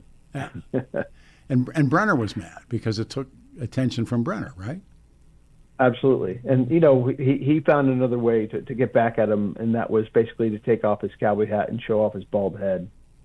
And he figured that was, no one's going to take their eyes off of that. See, we don't, here I am, like, I don't know how old I was, sitting in the audience. You don't know that. You don't see that. It's just a movie. But in the meantime, there's another story, isn't there? Always. And it always seems that there's those types of stories with these types of movies in the 60s and the 70s. It was more, it was less business and more art and more about movie making, but there were always issues. What do you, by the way, sidebar, Sam Peckinpah, what do you do with that? What do you do with him? In terms of what? I'm trying to understand your question. I apologize. Just who he was and how he fits into all of this. Okay, well, John Sturgis was the one that directed Magnificent Seven. I know that. But Peckinpah was another seminal Western director, and he was a Hellraiser of the highest order. And so he and McQueen, they liked each other, but there were also a lot of fights. There was I can remember on the set of The Getaway, McQueen did something. Oh, yeah. McQueen came up behind Peckinpah's ear and fired off some blanks and scared him. And then Peckinpah picked up a bottle of champagne and threw it near his head, and it put a hole in the wall. So if it would have connected with his head, it would have done some damage. And Peckinpah, by the way, was drinking. He was starting to develop his really bad alcoholism. So I remember the actress Sally Struthers telling me that she hit him by noon. Yeah. By noon, Peckinpah was pretty much lit. And then there was another famous story where he was told he couldn't have a drink like by 2:00. So he'd say, "Chalo," that was his assistant. "Chalo, what time is it?" And he said, "It's not time yet, boss." And he goes, "It's not 2:00. He goes, "Well, what time is it in New York City?" Yeah. He says, 5 p.m. "Okay, get me a drink." Who hit or knocked out Sally Struthers in that film? Someone hit her. Well, in the movie, it was McQueen, but it was just it was just part of the scene. But he didn't actually hit her. Oh, so he didn't really hit her. Someone said that he had hit her. No. Well, I would say in New York City, when they were doing an acting scene, McQueen definitely did hit somebody. Okay. He wanted to go for realism, and so he hit an actress, smacked her pretty hard, and then people were very, very upset with him, and he said he didn't show up for acting class for a couple of days. He was legitimately tough guy, wasn't he? I mean, all things considered. He was tough. He was scrappy. But he also wanted to prove something. He wanted to prove his. He was an alpha male, but he was always out there to put that in people's face. Had a chip, as we used to say, had a chip. Yes, that's right. But was he a big guy? No, he was very, very small and slender. He was listed at 5'10" and about 160 pounds, but he hunched. So, but I'll say this: I'm friendly with his widow, and she says I'm 5'10", and I look down at Steve. So I want to say his real height, maybe 5'7", 5'8". Wow. Can you? We're pretty close here, aren't we? Adam, looking at the turn, we're pretty close. Yeah, 30 seconds. We got 30 seconds. You're staying in the next hour, so you go up on hold. I got 30 seconds. And the book is Steve McQueen. Marshall Terrill is our guest. We're going to stay with him again. We'll take some calls, and then we'll get back to Colorado Springs for the Colorado Republican. They're electing someone to lead them into the promised land. Stay here, load up the phones.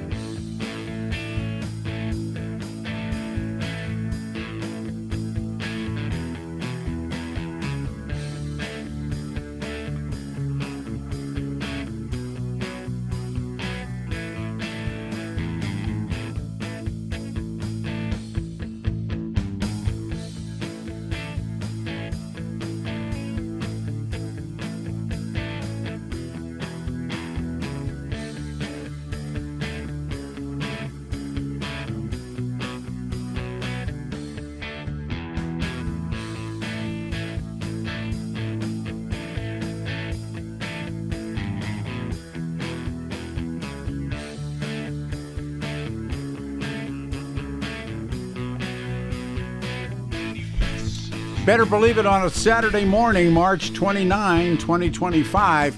I'm Peter Boyles. This is Radio Free Denver. Good old 710 KNUS, a remarkable guest.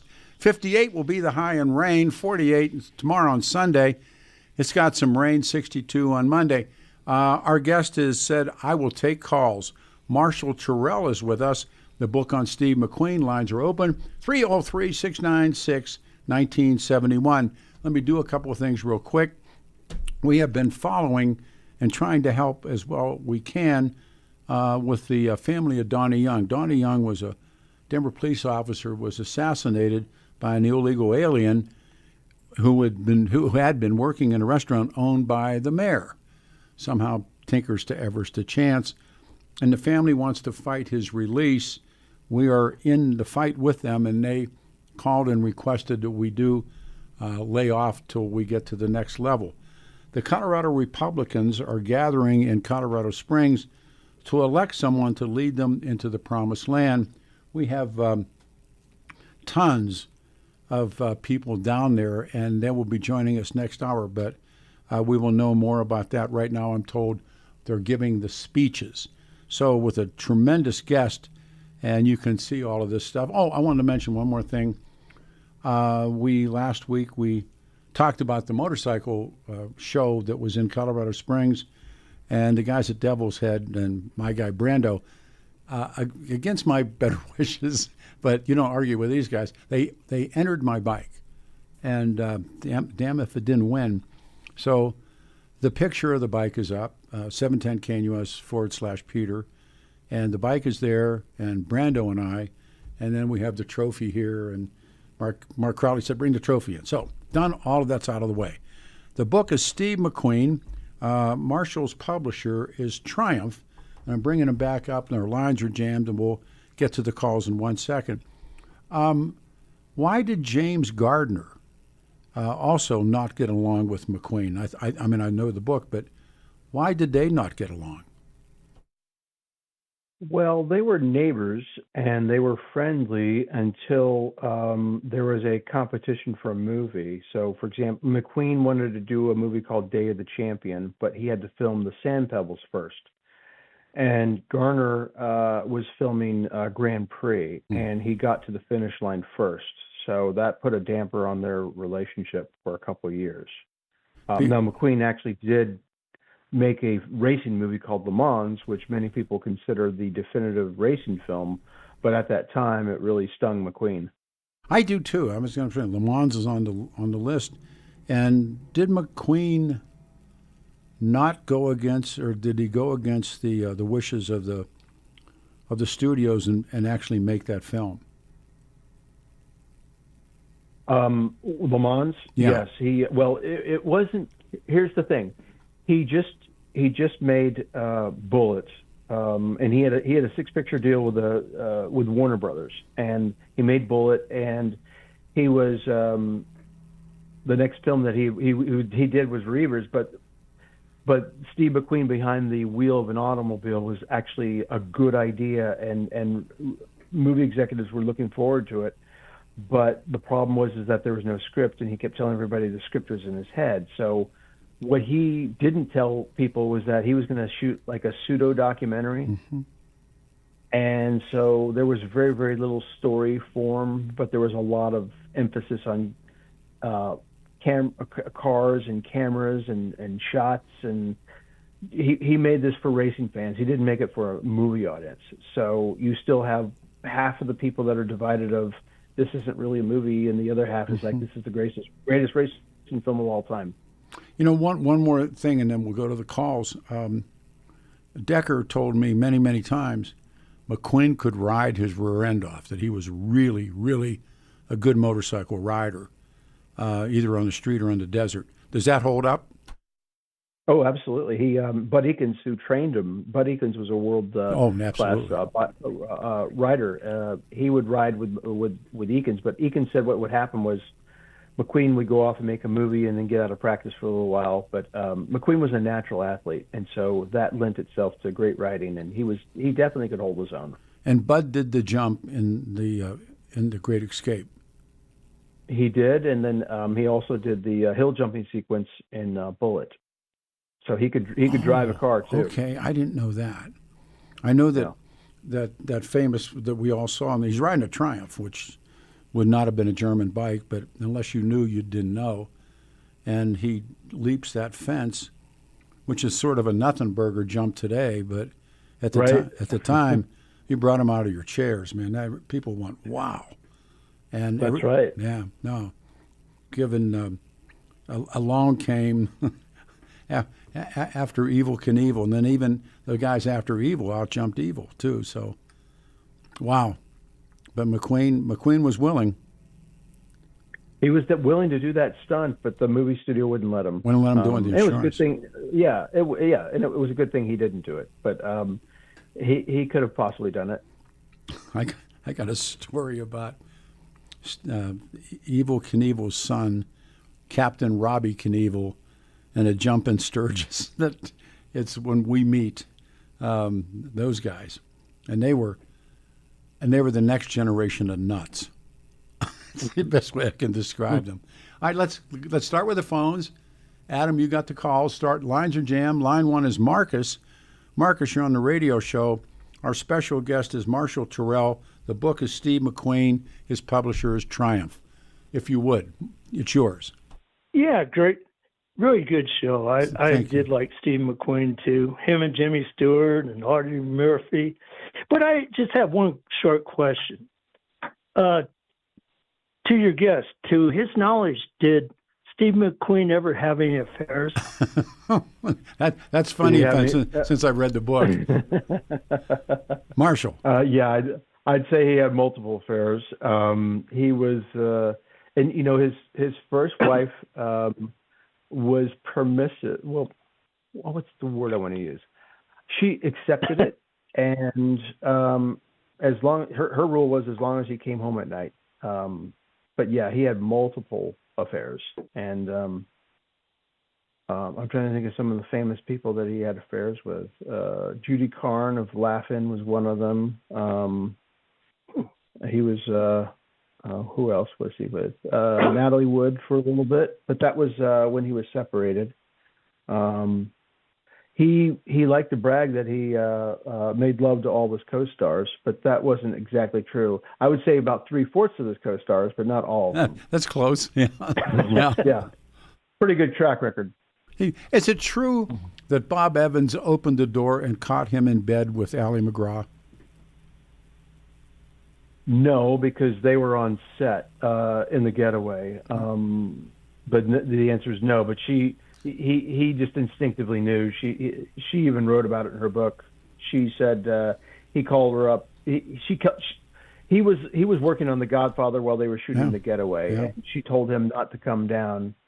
And he said, "You're having an affair with McQueen, aren't you?" And she admitted to it. So that's how it turned out. Well, she was great. I mean, she was beautiful.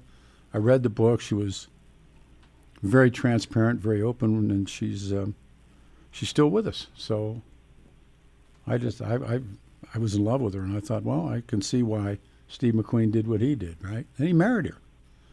And they were married for 5 years. Yeah. Is that a long Hollywood marriage? Yeah, it's about par for the course. His first marriage was a long one. It was like 15 years, and then Allie was 5, and then his last one was about a year, but that's because he passed away. Did you interview her and go and talk to her? To Ally McGraw? No, yes. I did not. She was the only one. Well, actually, I didn't interview the first wife either, but I'm closer with the widow. I've interviewed her extensively. What did she say? Well, she said that she got him at a good time in his life. He had mellowed out. Mm-hmm. He really wasn't looking at other women. She didn't. She was also a young model herself, so I think that the tables were turned. Whenever they got in a fight, she said she'd run off and go do a modeling job and leave him holding the bag. So I don't think he was used to that.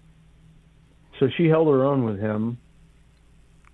And so, and also to Marcus and everyone else, this is really important. I didn't know this either, that he converted to Christianity or became a Christian. Right. Yeah. Talk about that. He did. Yeah. Well, Well, at the end of his life, he was just kind of mellowing out.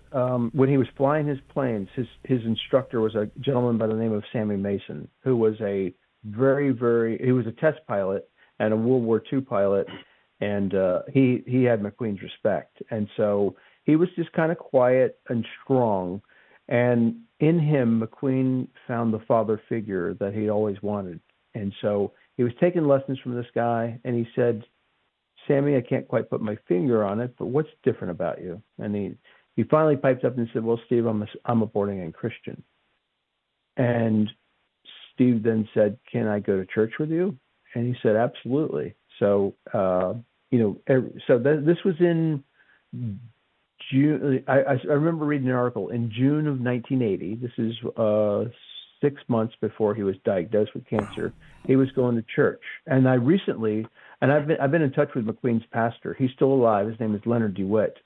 And Leonard told me that McQueen was taking private Bible lessons, and he baptized him, and he rededicated his life to Christ. And so that turned out to be quite a big thing for him, because when he was diagnosed with cancer, he had something to cling on to. He had some hope, whereas he didn't. He of course he didn't want to die, but at least he felt like if I die, I know I'm going somewhere. Marcus, thanks for your call. Let's jump next to Nick in Denver. Nick, you're on the air. Marshall Terrill, the book, Steve McQueen. Good morning. Good morning. I found it interesting that McQueen had a small role in a Newman movie. I think it was Somebody Up There Likes Me. Was that the movie? But in any case, that's correct. McQueen and Newman, for some reason, had this rivalry, like who was the biggest star, who was paid more money, and all that. And when they finally made a movie together, I think it was The Towering Inferno. Yes. That McQueen would constantly argue with the powers that be, because he wanted to make sure he had just as many lines to say that Newman did, and he had just as much airtime and screen time that Newman did. And I just found that kind of, in a way, childish, but I guess that's what happens when you're big stars like that. Marshall? Well, I'll say this on behalf of Newman, the rivalry was all McQueen. It wasn't Newman. And McQueen definitely did those things. When McQueen initially got the script, and keep in mind, the script was written by the top screenwriter of the day, Sterling Silliphant. And McQueen counted all the lines that Newman had, and he counted all the lines that he had. And Sterling Silliphant was out on a deep-sea fishing expedition, and McQueen had the power to have him called back into shore and change the script to where each of the men had an equal amount of lines. Wow. And then I was interviewing a guy named Al Kasha who did the music, but he was on the set, and he said when McQueen was doing his scenes, he was basically and watching McQueen, he was watching in the monitors, kind of hovering over. He had he was in full intimidation mode, even though McQueen and Newman were actually friendly towards each other, but McQueen always felt like Newman was a little ahead of him, and he was a little jealous of what happened on Somebody Up There Likes Me, because he was an extra and Newman was getting the star treatment, and he vowed one day to catch up to him. And so Towering Inferno was that opportunity to catch up to him. Now, interestingly enough, once he caught up to his rival, he took off. He retired from the screen for about 3 years, and because they said the effort to catch up to Paul Newman had really tired him out. When Denver had a Grand Prix to the college, you remember when they had the street race in downtown Denver? They did it 2 years in a row, but Newman Haas Racing came. Paul Newman was in Denver, and I got invited to a pretty exclusive backyard party, and there's Paul Newman. And it's one of those moments, Marshall, where I guess everybody, do I walk up or do I just stay away? Do I go up and just shake the man's hand, or do I, because you think, how many times you deal with this, Marshall, daily, how many times are those guys just barraged with people, and you think to yourself, God, if I walk up, and what's he going to say? And so I said, bite the bullet. And he was standing at the top of the stairs, and he'd been there. And he was a little guy. I couldn't believe how little he was. And introduced myself, big deal. Shook my hand. We had our picture taken. He wanted to know about Denver. He said, I told him I'm in the radio, and we talked for 25 minutes. And he was a legitimate good guy. I mean, my sense of him was a good guy. So it wasn't that Hollywood stuff that you expect sometimes to have happen. Marshall, has it happened to you when you've gone out to a big name person and wanted to speak with them, and they treated you not kindly? Well, it's gone both ways, but I try to avoid it. But the other thing too is you have to have something interesting to say, and most likely it won't have anything to do with the movie industry. So so you had something to say about Denver and racing. Well, he had the questions, and he said, "What about this? What about that?" And I'm going, well, I can handle that, but I didn't ask him. Right. That's interesting. Well, and again, Newman was built differently than McQueen. McQueen was, he would have given you the vibe and a look to stay away. Yeah, beat it. Yeah.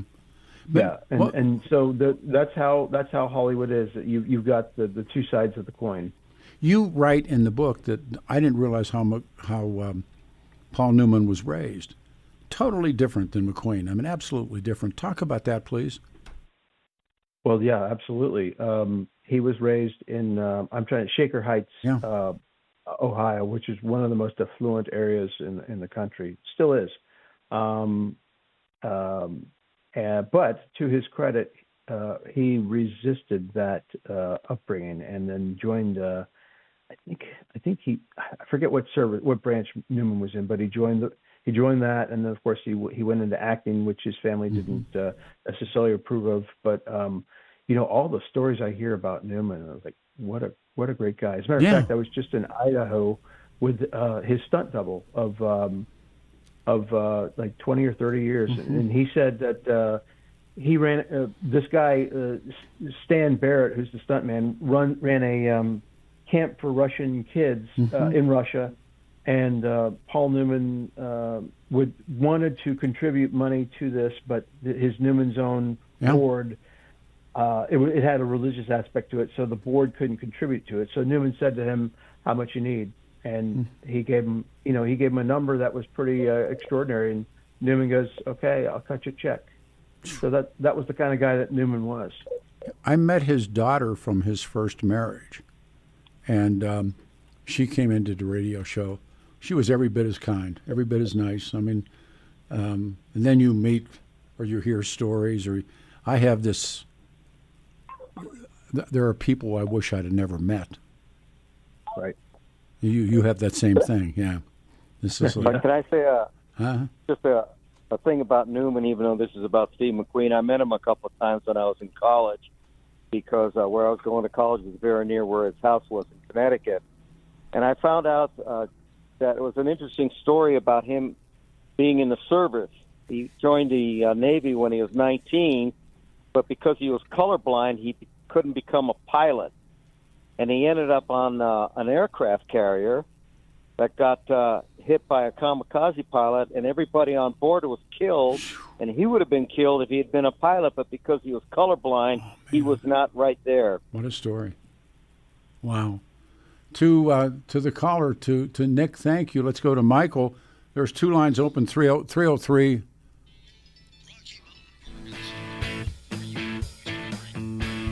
Obviously, we're taking it.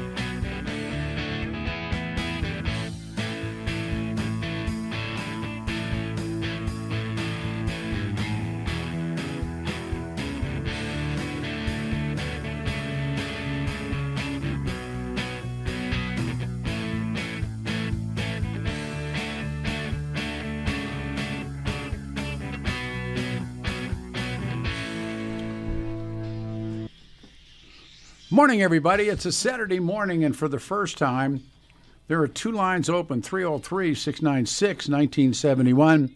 The book of Steve McQueen, the guest is Marshall Terrill. We'll go down to the Springs here in a little bit. David Ellis. You've heard me talk about David Ellis and Cherry Creek, and now we're coming up on weddings and coming up on all the gift-giving seasons, graduations, and just stuff if you need some money, a fortune in cash. Secure an appraisal from David for all the valuables that you have tucked away in your home.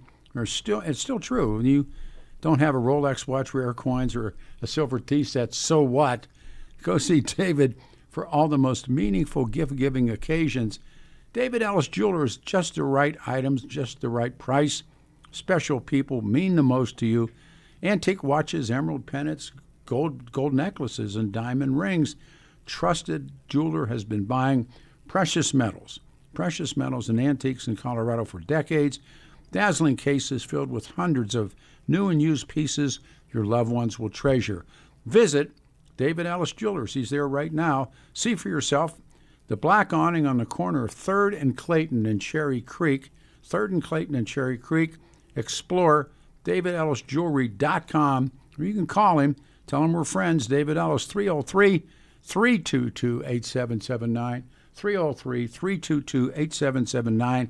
Tell David Peter Boyles sent you. Our guest, he's in California, he's in L.A. This is the second time he's done the show. The first time he did it in a book on Tom Parker. This one's on Steve McQueen, The Life, the Legend of a Hollywood Icon, and his publisher is Triumph. We're jammed up. Let's go to Michael. Michael, you're on a radio show. Good morning, and thank you. Yeah, hi, Peter. Thank you for taking my call. And Marshall Terrill, thank you so much for your thoughtful assessment of Steve McQueen. He was certainly a once-in-a-lifetime talent, definitely. So thank you. And so the question I had, I came in kind of late, and you were actually talking about my question when I got put on hold. But I was going to ask you another question I had about the movie The Cincinnati Kid. I was wondering if you could talk about how Steve kind of tried to maybe portray some of his own interests to that role. Did he place like high prominence on poker in real life, and how did his kind of interests translate on the screen? Well, that's a great question, because McQueen incorporated a lot of his own personal habits in his movies. He's perhaps the most autobiographical movie star you're ever going to see, and that's why people love him. So in the example of Cincinnati Kid, he actually played poker in New York City to earn extra money to make ends meet. So he had experience playing cards, and anything that you see him in with guns and cars, he incorporated those personal things into his films. So with Cincinnati Kid, he did that. But and the other interesting thing is there was a shutdown in the film. And the producers, if you can imagine this, gave him like $25,000 and told him to go to Las Vegas for a couple of weeks until they got the movie back up and going again. So, he had a lot of card playing under his experience. And he gets beat in the end, which is like yeah. More, and you know what? Yeah. I love that ending because today everything is always a happy ending. You're right, those Michael. films, You're right. The '60s in the '70s, you always had these endings where somebody got beat and you didn't expect it. And The Italian Job, by the way, is one of my favorite film endings. How about familiar with the original one? How about The Rounders? You ever seen The Rounders? They're poker players. Yes. See it tonight. If you haven't seen it tonight, it's just a great film. Yeah.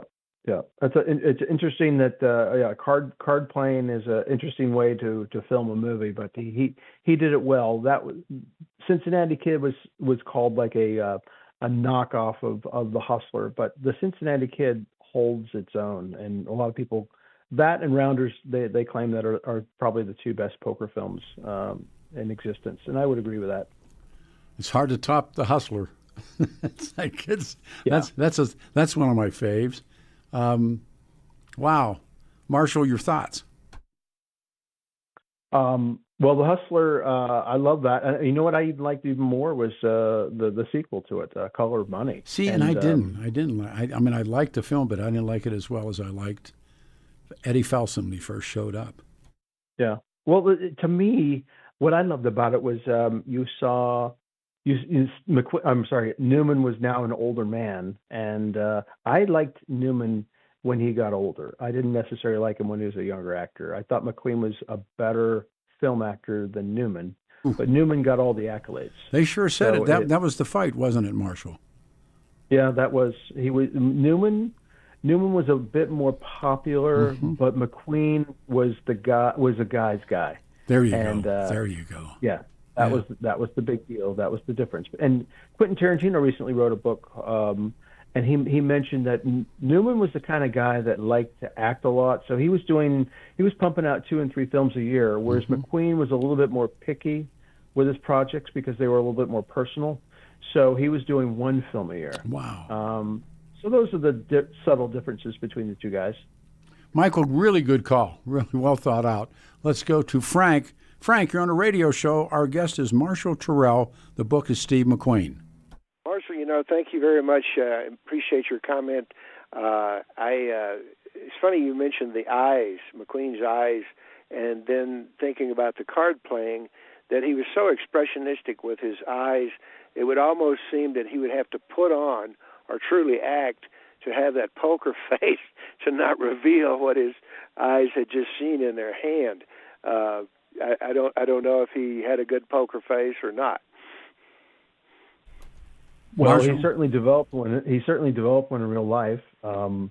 He was the kind of guy that you really never knew what he was thinking, and he liked keeping people off balance.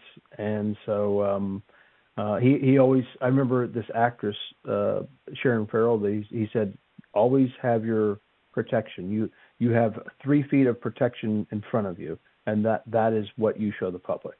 I always thought that was very, very revealing. I really enjoyed the movie The Sand Pebbles. It's a great book. One of the closing scenes there, when they were coming in and closing in on him, he's sitting there having to face his death, and some of his reflections and the acting he did right there toward the end, I thought was especially good. That's a wonderful film, and that's a great book. Yeah, it really. Yep. And it was and that's a film. Sorry, going up the river. That's a film where he shows his love of machinery, and he was really working those machines. Did you ever? And of course, he was in the Merchant Marines, so it gave that extra authenticity to the film. Did you ever read the book, Marshall? No, way too long for me. I'm not a fiction reader. When Jake Holman goes on the San Pablo, he introduces himself. I totally agree with you, but in the book, he actually goes down and introduces himself to the engine. And the guys that are car heads and motorcycle heads, and that there is the soul of a machine.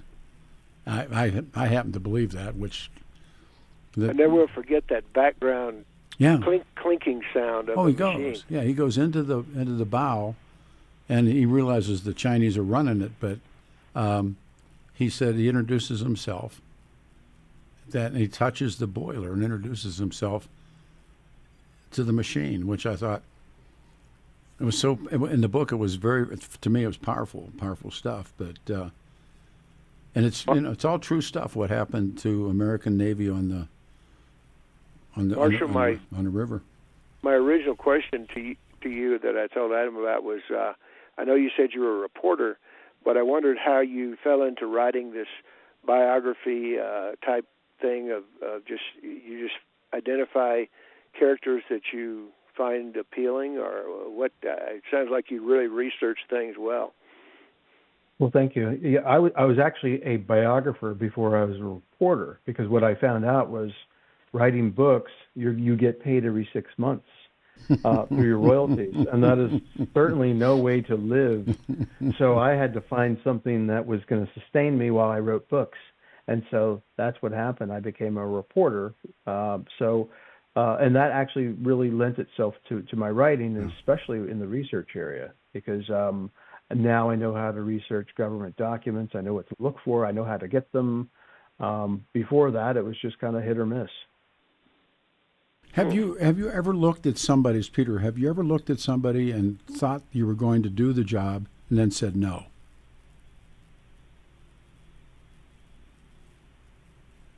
Are you talking about in terms of a biography? Yeah. Got up to the line. Yes, absolutely. Book ideas kind of come and go very quickly because you have to assess how much. For example, this new book that I'm going to be working on that I'm out here for probably going to take me 3 or 4 years. Oh, it has to. So yeah. I have to decide. I'm 61 years old now, and I have to decide, how many books I have left in me, and is it? But I also do books side by side. So while I'm working on that one, I'll be working on another one that's a quicker book. So, but yes, I've definitely had a lot of. I was going to do a book on the comedian Sam Kinison at one time. Oh man! And I learned that I would have to give 50% to somebody.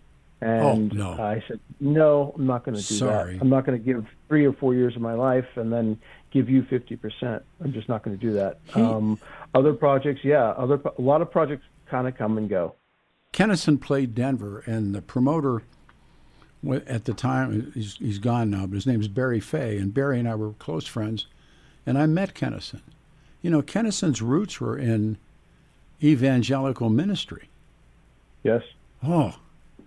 I mean, I sat and talked to him for, his voice was very calm and quiet, and wasn't that Sam Kinison voice, but he made his bones in the church.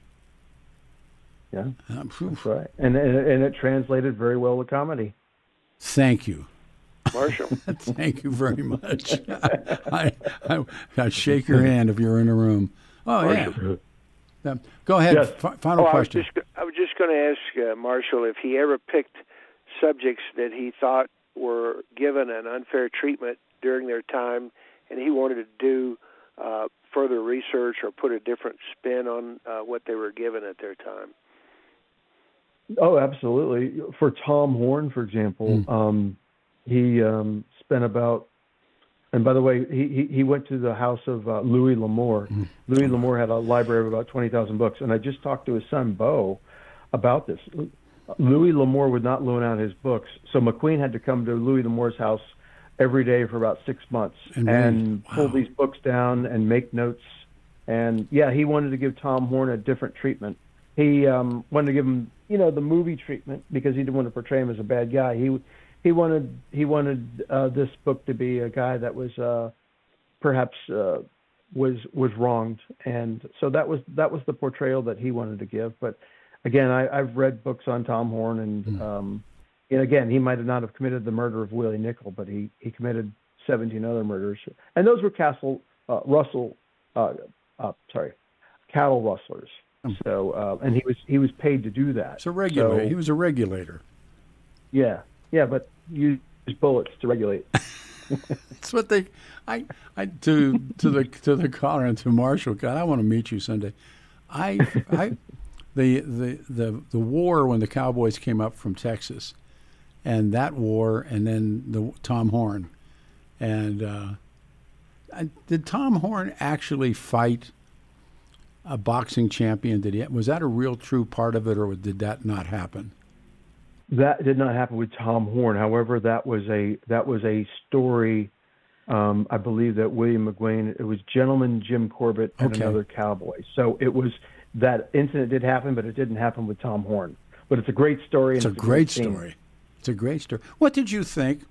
Talking about favorites, the motion picture Tombstone. What did you think of that film? I'm a Wyatt Earp guy, and I know I'm in the minority, but I rewatched Tombstone. It's got some great scenes, but it's not I don't think it's a very well put together movie. And that's why I like Tom Horn. I'm sorry. I like Wyatt Earp because I like the full story. I didn't want to just get a slice of Wyatt Earp's life. I wanted the whole thing. You're the first person, because I respect you, you're the first person that said you liked Wyatt Earp better. I think the role of Doc Holliday held that Tombstone film so together. Yes. And yeah, both of those actors, Dennis Quaid and Val Kilmer, did a fantastic job with those roles. How true is one? How true is the other? I really haven't investigated it, but I would say both of them did very accurate portrayals. Perhaps Val Kilmer, because I remember listening to him saying that he actually listened to his dialect, that Georgia dialect, and that's what he had down. Why Johnny Ringo? I'll bring you right back. We'll wrap it up. Our guest, in the book of Steve McQueen, Marshall Terrill. I'm Peter Boyles. Then we're going to go back to Colorado Springs. Hang on, 303-696-1971. We got 2 lines open.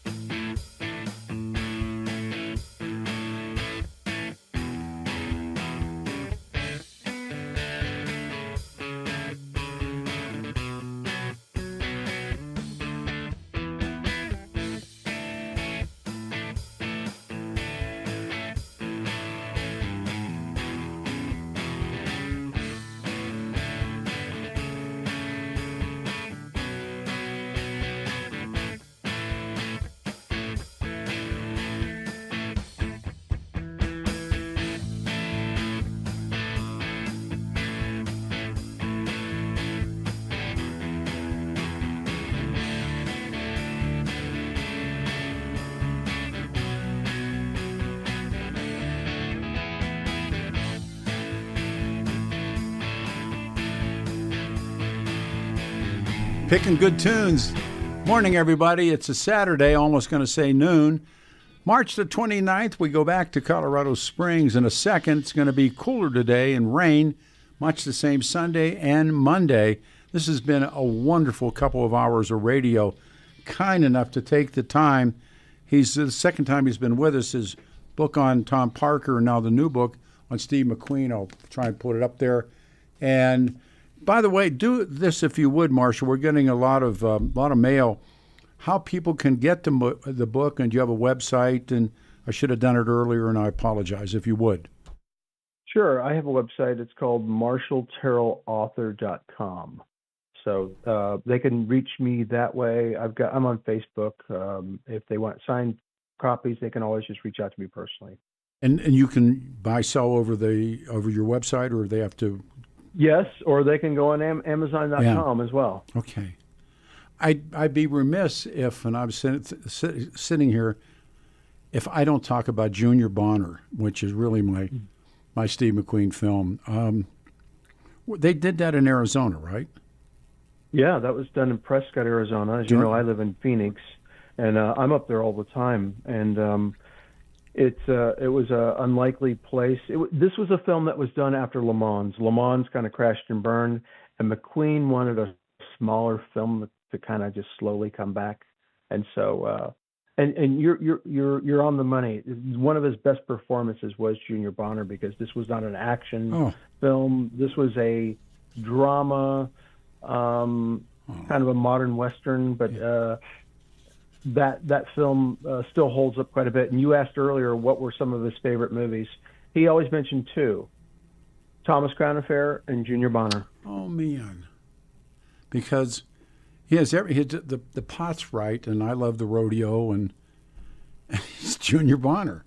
And in the end, he buys the old man the tickets, and he buys a ticket for the dog. Is it?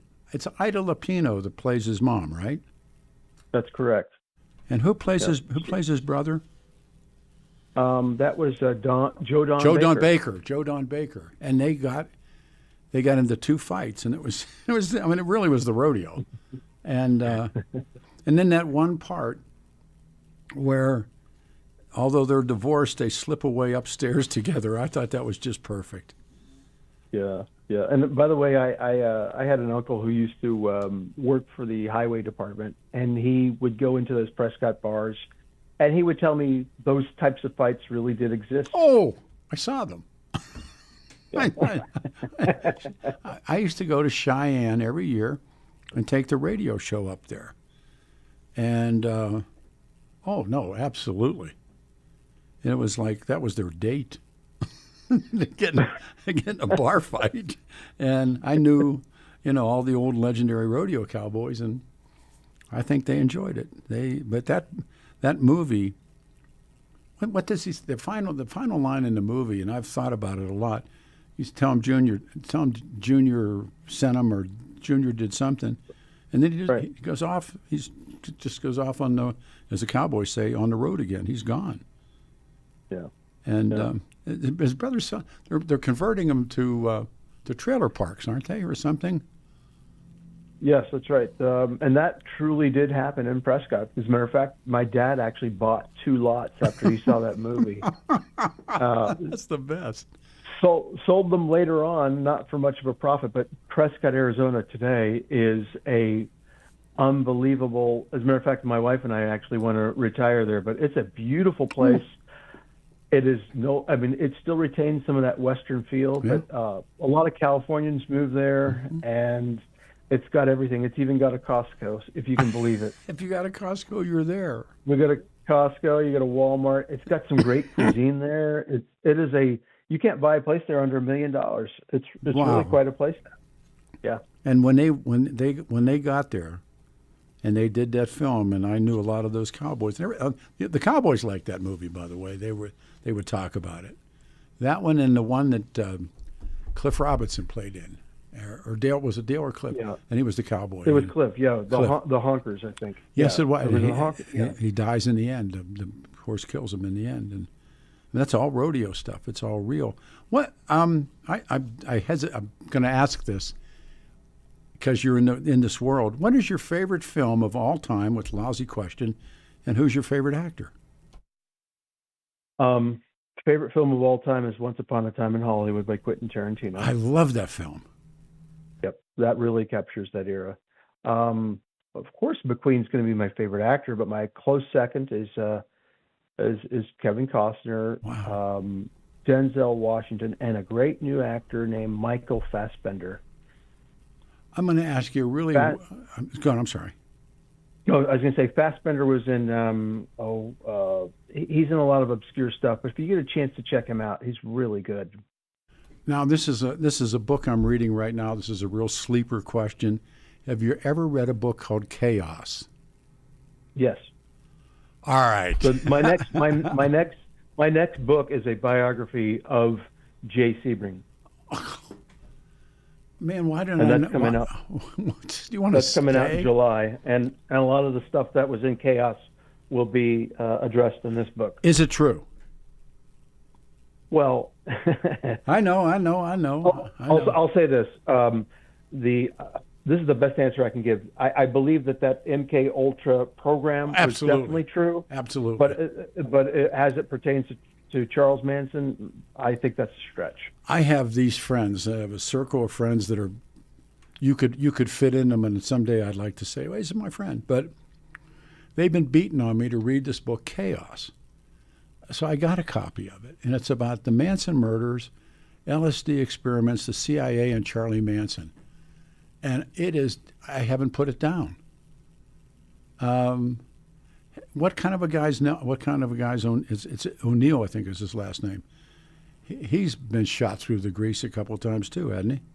Yeah, well, he spent 20 years researching this, the stuff that he did on Manson, I thought was really, really good. But to then bring in the CIA and all these experiments, that's a real stretch for me because Manson was just a very low-level criminal. Oh yeah. He wasn't really even a cult leader. He was more of a leader of a crime syndicate, and then they morphed into a cult. A lot of the cults, they start out as something. And then they morph into a cult. So, Whitey Bulger was an MK Ultra guy.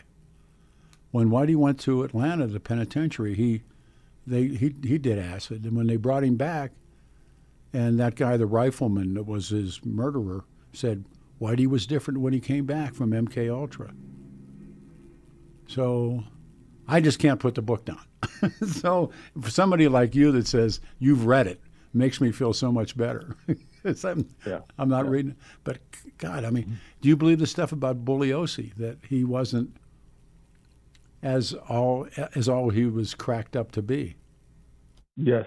I edited a book by a guy named Ivor Davis who wrote a Manson book, and he knew Bugliosi intimately and said Bugliosi was a bully, alcoholic, and was all about promoting Bugliosi, and that's exactly what O'Neill says.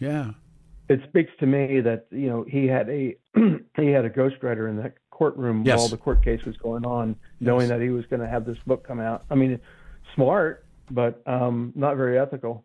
I was stunned by he was 6 months. Charlie was 6 months older than him when he prosecuted Charlie Manson. He was 6 months older than Bugliosi. I haven't listen. By the way, Bugliosi was not the original prosecutor. Let me put you on hold. You got to talk and come back next week. No, we got to come. We got to talk about this. And I'm out of time. First of all, thank you very much for the most wonderful afternoon or morning rather. And we got a minute left in the gig. We're gonna talk about that book. Because I'm going to get him on there if I can, but I want to talk to you. Let's do the Jay Sebring book, and I wrote it with Sebring's nephew, so we'll get both of us on. Done. You'll really enjoy him. It is done. It is done. It is done. Thus it is written. Thus it is done. You're on hold. Hey, brother man, thank you very much. And my pleasure. And always fun to be on the show. Oh, I'll see you again ASAP on the book. Thank you. This book is in. Oh, I lost him. I hit the wrong button. You go grab him. All right. We round third, head to home. We're going back to Colorado Springs. I'd have much rather talked about that O'Neill book. It's like, do the turnaround, Peter. All right, 710 KNUS, almost good afternoon, but stay here on a Saturday.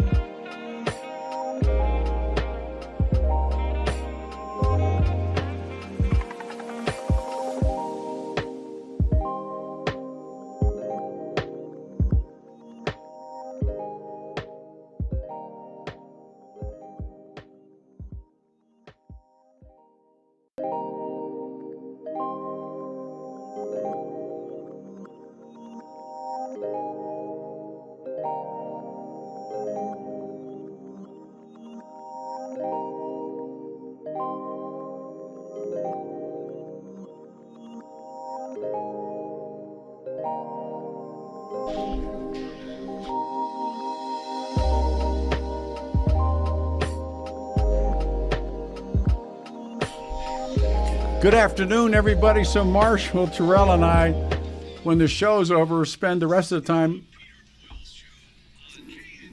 talking about this book called Chaos. Is there anybody else crazy enough to have read it? 303-696-1971. Good afternoon. It's Saturday, March the 29th, 2025. Now we're going back to Colorado Springs. First, the weather, and sort of killed motorcycling. It's cooler, showers, and 58's all we get. Sunday, tomorrow, much the same, 48, and then on Monday, 62 degrees. As I'm sure you know, the Republicans are gathering in Colorado Springs to move ahead their future, to project their future. They will pick their new leader this sometime today, and we talked already with Rich Wyatt, and we've also talked with Sheriff Reams. So we just finished, I think, some of the most, and I always say jockeys are only as good as their horses. I was talking off air. We're talking to Marshall. Marshall, that's a great show. I said, no, man, you misunderstand. Jockeys are only as good as their horses. I had a great horse, and we had a great horse last week, and I think we got a great horse coming this week. So when I mentioned it to him at the tag at the end of the show, I said, have you read a book called Chaos? Because he's involved in all this politics in L.A., and he said, yes. And I went, man, I wasted 2 hours talking about Steve McQueen. You know, it's a sardonic remark, but the life and times, and it's about the Mansons and about Vincent Bugliosi. And Bugliosi, there's a lot of problems with Bugliosi, and other people have said that too about Vincent Bugliosi, who prosecutes Charlie Manson. But this book is entitled Chaos. And there's an equation, the CIA and the Manson family and everybody, and somehow people were involved, and who lied, who isn't lying. And it's an absolutely brilliant book. And it's my workout book. I take it on the life cycle, and it's a paperback, and you can bend it. But it's like if you're half nuts, it's a great read. I'll let it go. It's entitled Chaos. The guy's name is Tom O'Neill. As Terrill said, he spent 30 years doing this book. And what's that going to say here? Message passed. They have not even begun voting yet.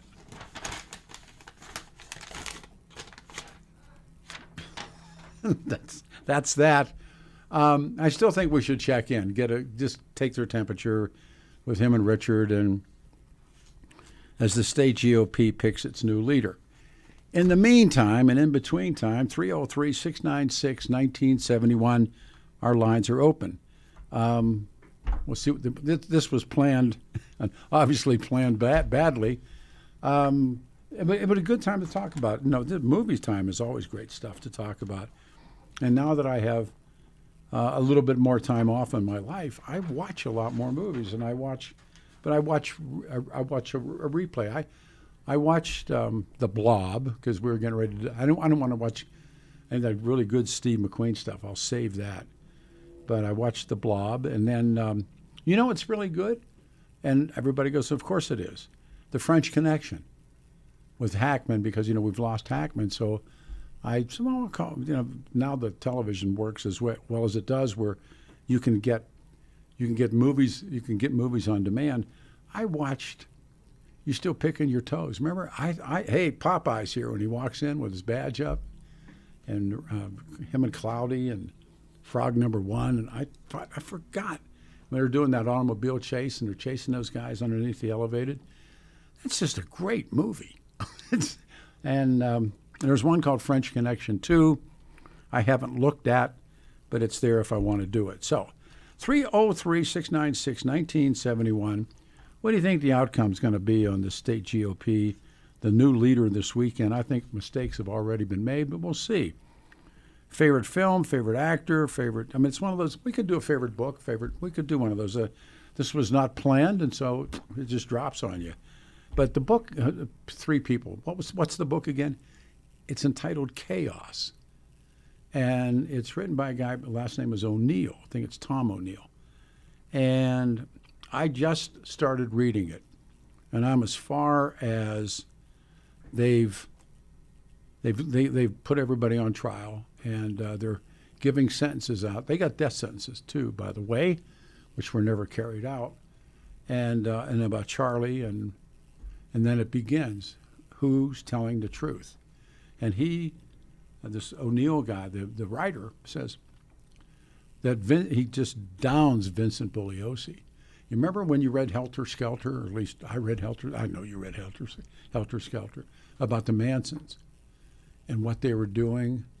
And they were doing the creepy crawlies. Remember, they went in people's houses. They dressed up in black and crawled around. And they had gone into the LaBianca's house first. And I think they had touched like that Leo LaBianca on the toe. I think, and everybody was so frightened in Hollywood. And then what a twisted agent Polanski is. Polanski is a very weird character. All right, your turn, 303-696-1971.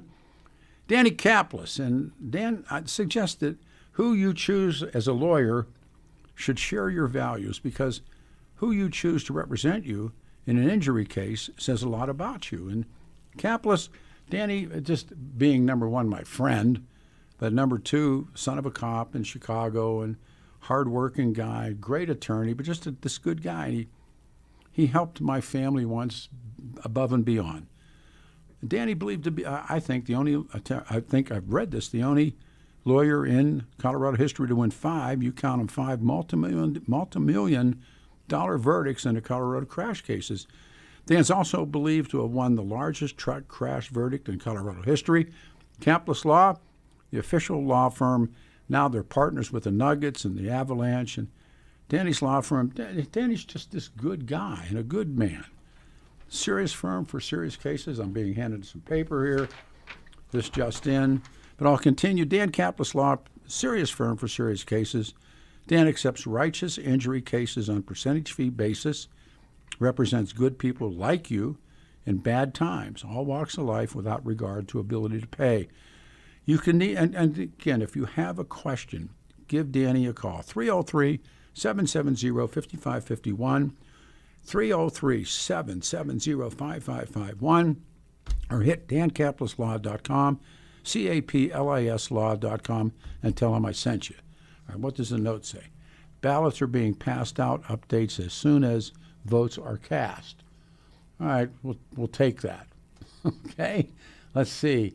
We'll start on line one. All right, we can do that. Run them down. All right, this is Bill, I believe. Bill, you're on the radio show. Good morning, and thank you. Good morning, Pete. Hey, Bubba. I read the book Chaos. Oh, man. There's also a movie, a documentary movie. I just saw it. It's on Netflix, and it's really close to the book. My daughter told me that. It's really good. So what do you think? I think the CIA was involved in letting Manson get away with what he got away with. He was, there was this guy, maybe you've gotten to the part in the book yet, a guy named Jolly West. Yes, I've gotten that far. He was with Jack Ruby before Jack Ruby went to testify. Yes. And he did something to Jack Ruby. He scrambled his brain or something. And Jack Ruby was like crazy afterwards, Well, Jack Ruby, guy, Jolly West, was giving out acid at the free clinic in Haight-Ashbury. All right, let's back it all up. First of all, I love it that you called. I began the book 2 days ago. I am at the part where Tom intervenes and says, Bugliosi's a bully. Bugliosi's threatening to sue him. He goes to Bugliosi's house, if you remember all that stuff in the book, and his wife just gets up and walks out of the room, and Bugliosi starts threatening him with everything. He could make him disappear. So when something like that happens, you're onto something. In other words, how do I say this? That the fact that he went to Bugliosi's and started presenting this evidence, and Bugliosi rolls, he gets all upset. And to me, it's like, you must be onto something. It's really creepy, the whole thing. It's like go down a rabbit hole. But I really believe the CIA was part of this, the MK Ultra. How's your time? You My good? time? Yeah, can I put you on hold? All right, put him up on hold and bring me Rich. Bring me Rich, Wyatt. There he is. All right, he's on hold. There you are, Richard. You're live and you're on the air. What's going on? We are in the room, and they are getting ready to start casting the first ballot for chair of the Republican Party in the state of Colorado. And we got them in our hands, and we're getting ready to start dropping them in the box and see what's happening. It's been a major event down here. We got lots of candidates, lots of good Republicans running for office, and it's an interesting time. So it'll be how much longer, do you think? I think I'm about to throw the ballots in the box, and then it'll take them a while to count those. I'd say it'll be over an hour before we have an answer. We'll be out of here before then. Yeah. So, but as soon as we get it in, Pete, I'm going to go ahead and call you back. Okay, you got and it. Let you know what's going on. I'm walking up. All right. Is there unity in the community? There is. Do you mind if I cut in? There is some unity. There are some people who are. What's that? Yeah, purple. Okay. You're in. My ballot's in the box, and I've officially voted. And so it's a big event. There's lots going on here. All right. And, the tides turn back and forth in politics when we don't expect them, and we never know who's going to come out with this vote right now. This is kind of like a family fight, Pete. We're all in this together. Not my family. Take care. Well, I guess you're right. Mine either, brother. That's it. When my brother said I stayed neutral. I said, "What'd you do?" He said, "I hit everybody." I'll talk to you back in a little bit. Thanks, Richard. Thank you. All right. Thank you so much, guys. Thanks, brother. All right. Take me back to Bill in Arvada. I can punch it up. All right. So Bill now is my focus for the rest of the show. I'm reading a book called Chaos. Bill calls and said it's also a documentary. My daughter told me that last night. And we're talking about, the book is about the Mansons, the Manson family, and whether or not the federal government, the CIA, MK Ultra, was involved with Charlie Manson and the family. You've finished the book. I have not. Yeah, it's been a while since I read it, but I did see the documentary last week, and it's real close to the book, and it's really, really good, the documentary. And Daniel Campbell is interviewed all the way through the documentary. Did you? There's some great footage of Dennis Wilson of the Beach Boys. Oh yeah, Terry Melcher. Yeah. Did you read? What it didn't. I'm reading the book, and it all of a sudden went, this doesn't make sense. I read Helter Skelter.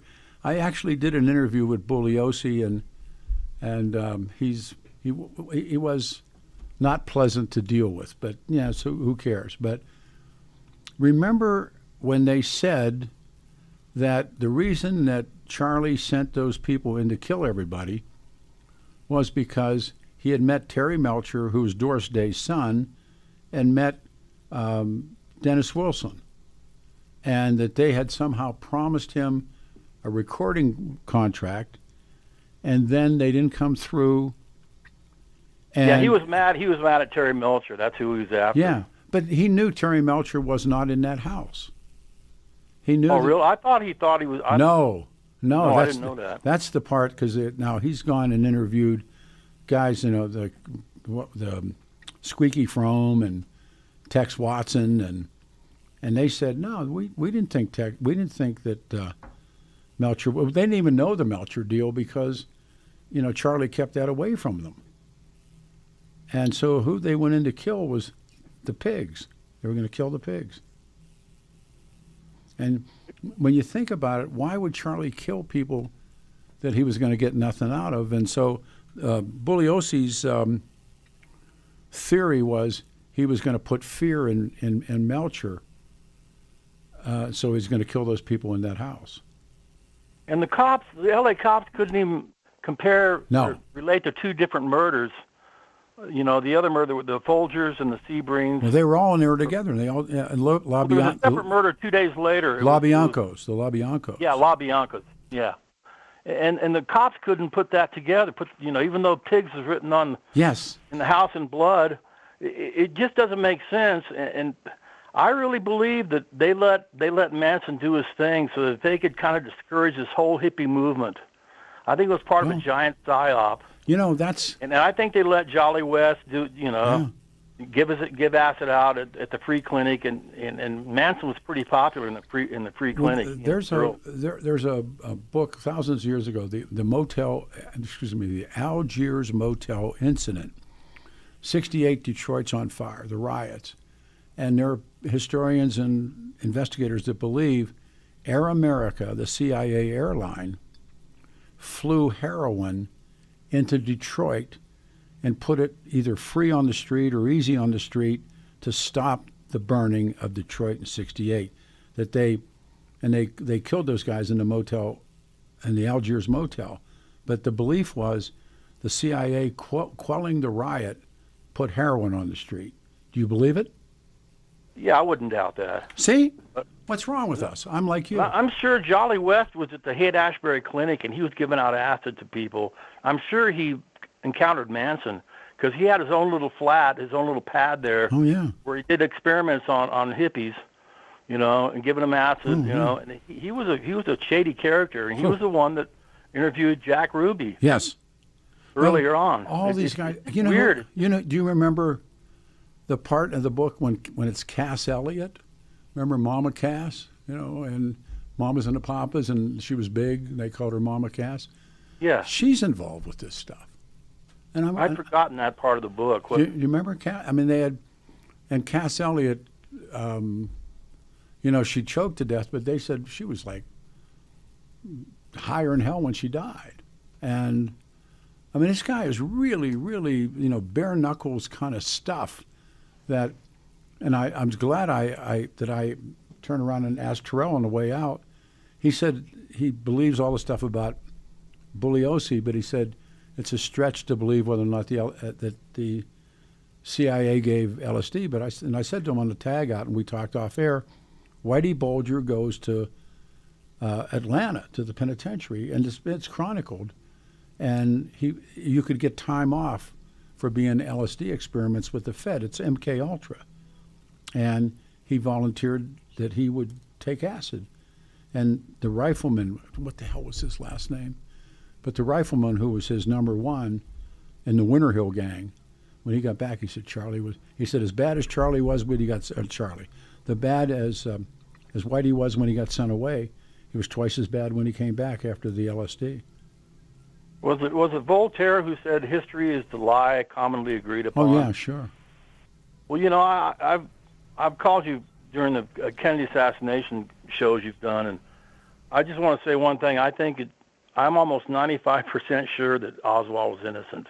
I got a stack of conspiracy books, and I've read them all. They all kind of tie in together. But this is just kind of part of the whole thing. I think there's been a giant psyop going on since after World War II. Since Operation Paperclip and MK Ultra and UFOs buzzing the White House, I'll tell you, it's pretty weird. I'm an old man, and I've said that I used to have all the answers. Bill, I don't know what the questions are today. I have no idea what the questions are. So, this book is, you read stuff and it just goes, oh man. And it's crazy, and you don't know if it's creepy true. Book. It's down a rabbit hole. Well, and Helter Skelter was a sick book, but this guy really does this is what they did, and who programmed somebody to do that, to cut a fetus out of a woman and hang her up? They did that. Right after the murders, the L.A. sheriffs and cops did a huge raid on I gotta jump. Thanks. Okay. Thank you. Hang on, everybody. Stay here.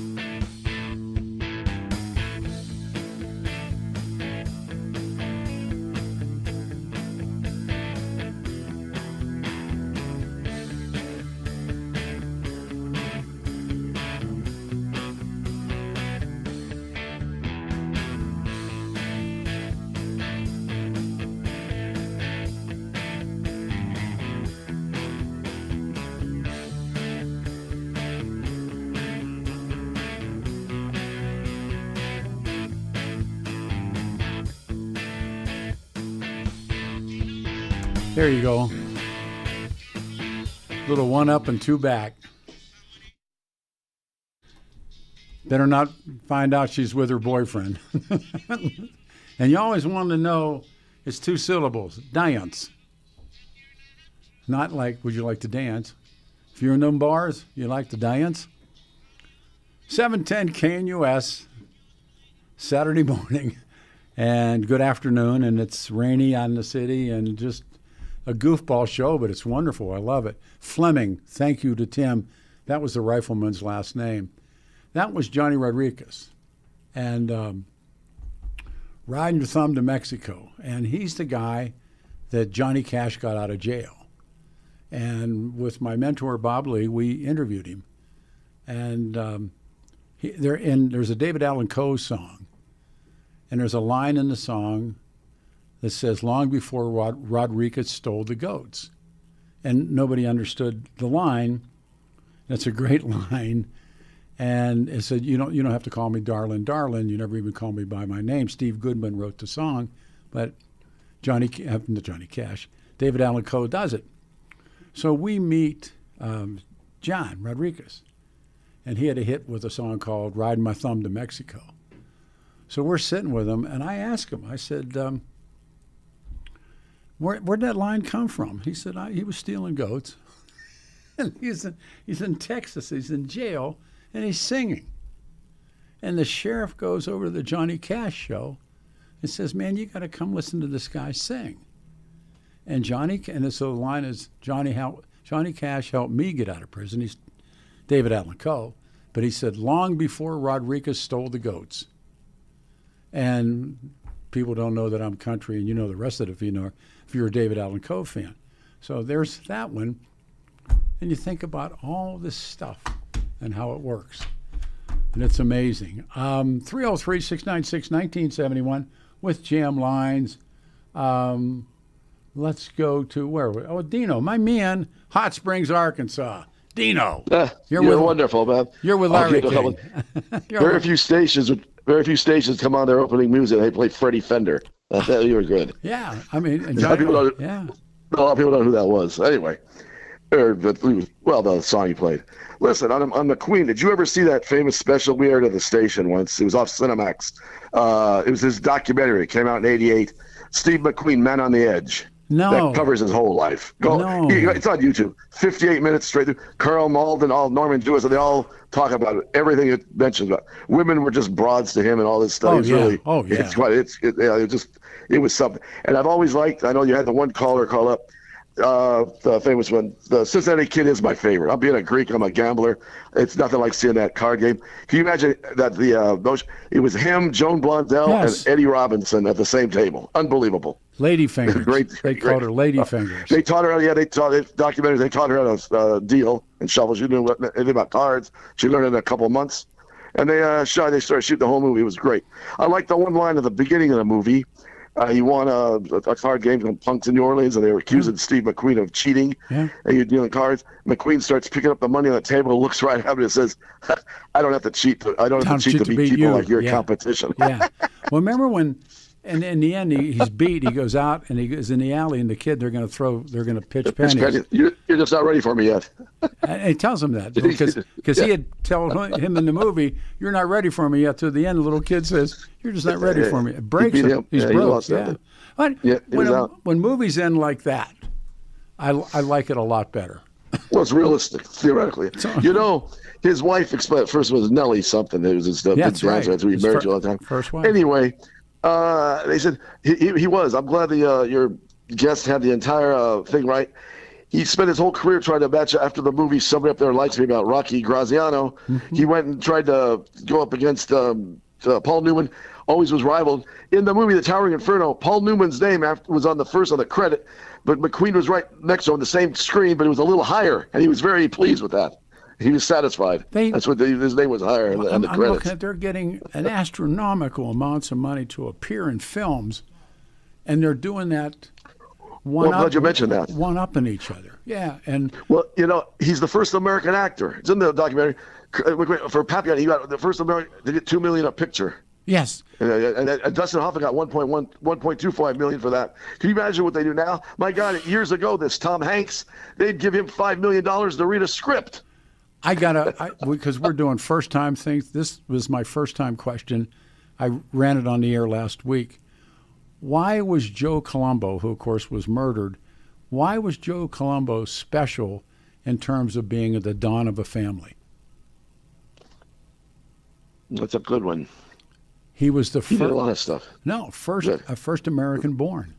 That makes sense. Yeah. Of all the dawns, of all the five families, or I think they're talking particularly about the five families, Bonanos and. He retired. That Banano guy. He retired in Arizona many years before he died. He went to Arizona. 60 Minutes in a special. He went, but he was also born abroad. He came to this country. Oh yeah, makes sense. Yeah. And Joe Colombo. Yeah, amazing. Getting back also Manson, there's a lot of documentaries and movies on him. Pelosi wanted to get his fame off prosecuting that case, and he sort of did. Well, they got the death penalty, but right after that, California overturned it. Right. There was just a life and then paroles. And Manson's first time he was eligible for parole in '78. They turned him down, but until his death, he was every year they had to go for a board, and they'd be able to fight to keep him in there. They're Sharon Tate's family and all that. There was two shirts. One was Charlie Don't Surf. And it was that surf shirt. And then up in Sturgis appeared Charlie Don't Chop. And Chop was a chopper shirt. Yeah. The surf one was from Apocalypse Now, Robert Duvall. That's right. That's very good. That's right. It was a great. He got nominated for an Oscar for that great movie. He was only in it for 20 minutes. Yeah. All right, so wrap it up for me. You haven't read this Chaos book, but I haven't. I think I will though. I read Helter Skelter years ago. But this guy takes Helter Skelter apart and says, no. I'm sure it wouldn't have worked that way. The Terry Melcher part of it, he said, if he wanted to kill Melcher, he said Melcher wasn't home. He said he didn't even live there anymore. Also, by the way, another question, for all the money, what's behind the curtain, who was Terry Melcher's girlfriend at the time? I don't know. No, I know it's Doris Day's mom. Candace Bergen. Oh, really? Well, the Queen did sand pebbles with her. Yeah.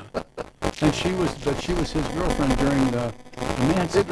Yeah. Steve McQueen was on the list too. Manson wanted the white just for some reason. He represents something different. He wanted to go after McQueen. And he purchased those. That's right. Firearms. He shows up wearing guns. He's got guns on him all the time because of. From 69 on. What a time. I met a woman. I worked with a woman that used another station down there, and she met McQueen before at a San Francisco hotel when he was shooting bullets. She was a young woman at the time, elderly woman at the time. When I worked with her. Yeah, she was a very nice gentleman. Talked very friendly to all his fans, and saw people there. I think it's his background. He can relate to regular people. He was a poor guy.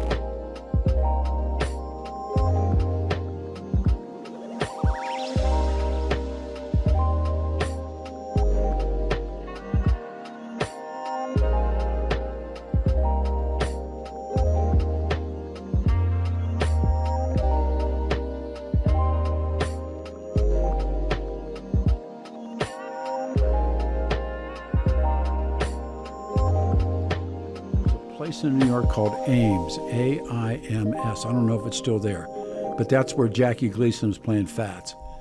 And there was the guy who was running it when they walked in the morning, African-American guy, had a vest on.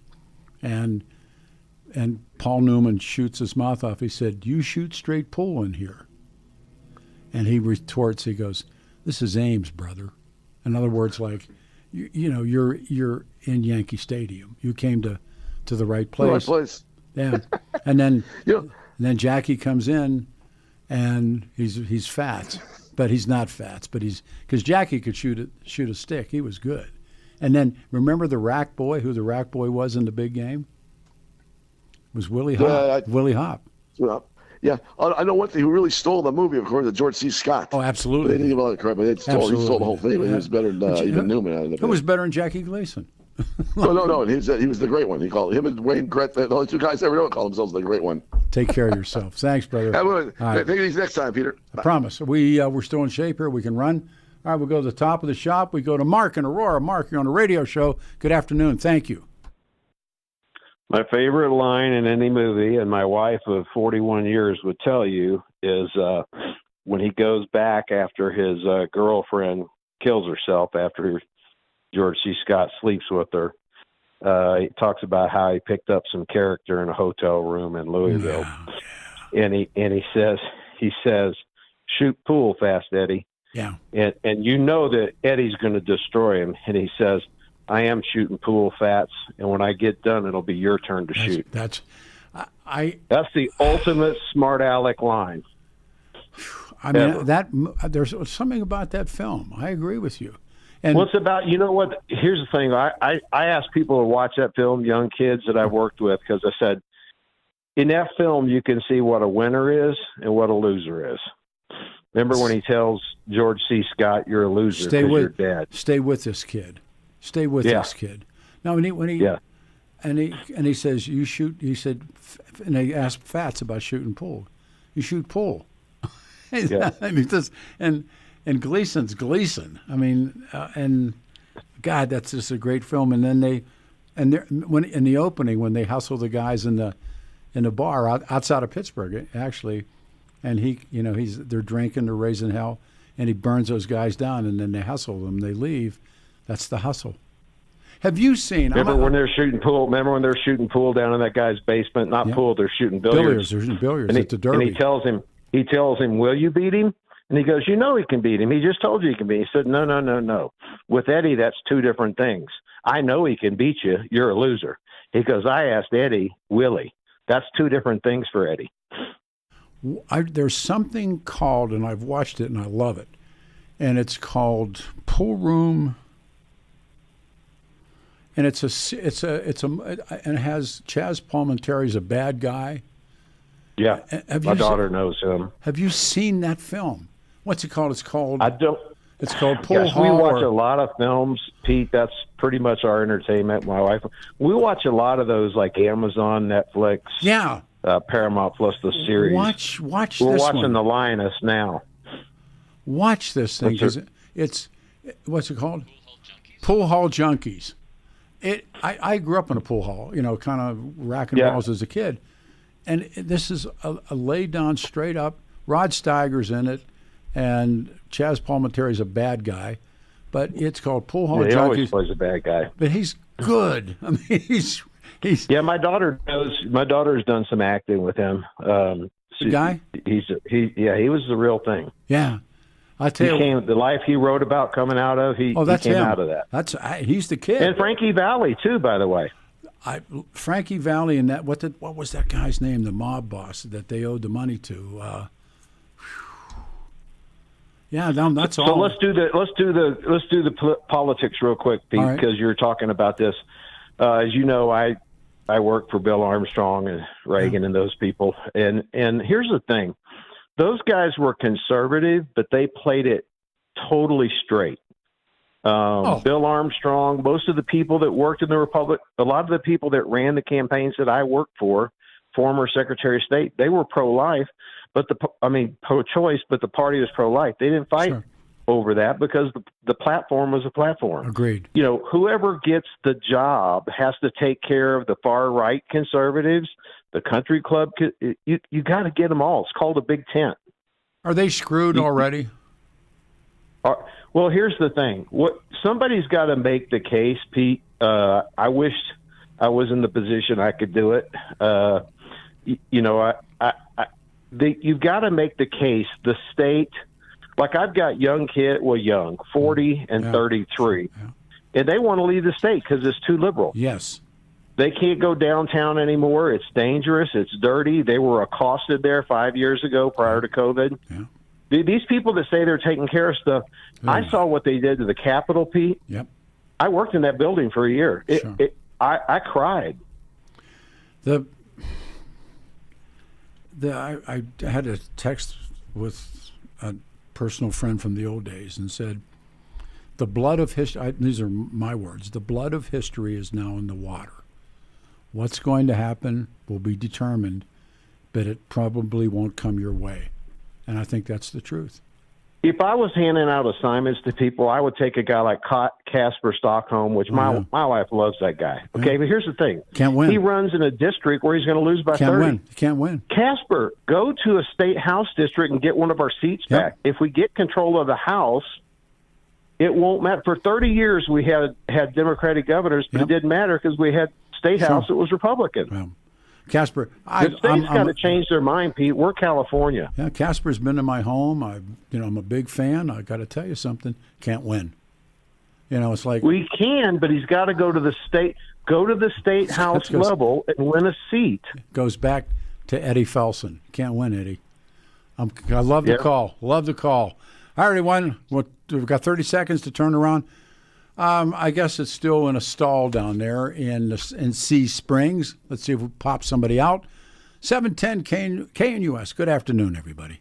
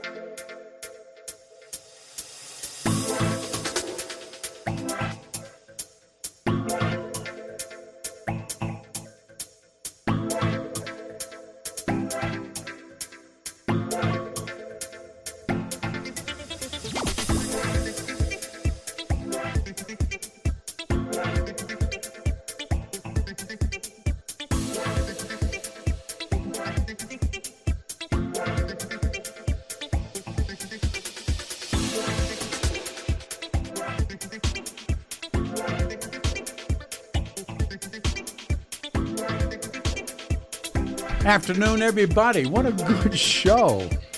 Wow. It's 12:44. We've got about 16 minutes left in the gig, and it's going to be rainy, and you got the same weather. I just got a note from Steve Reams, Sheriff Reams. We just voted for the first time a little bit ago and are on a lunch break now. So nothing's going to be done when we get this puppy out of here.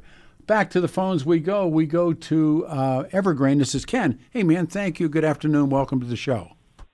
Yeah, you bet. So I had a couple, 3 comments. Well, the first one's a question, and the other 2 I'll be brief on. But do you have an opinion about the death of Gene Hackman? There's some things on the Internet. Yeah, no, I've seen them, but actually I haven't paid much attention other than to read them. So, yeah.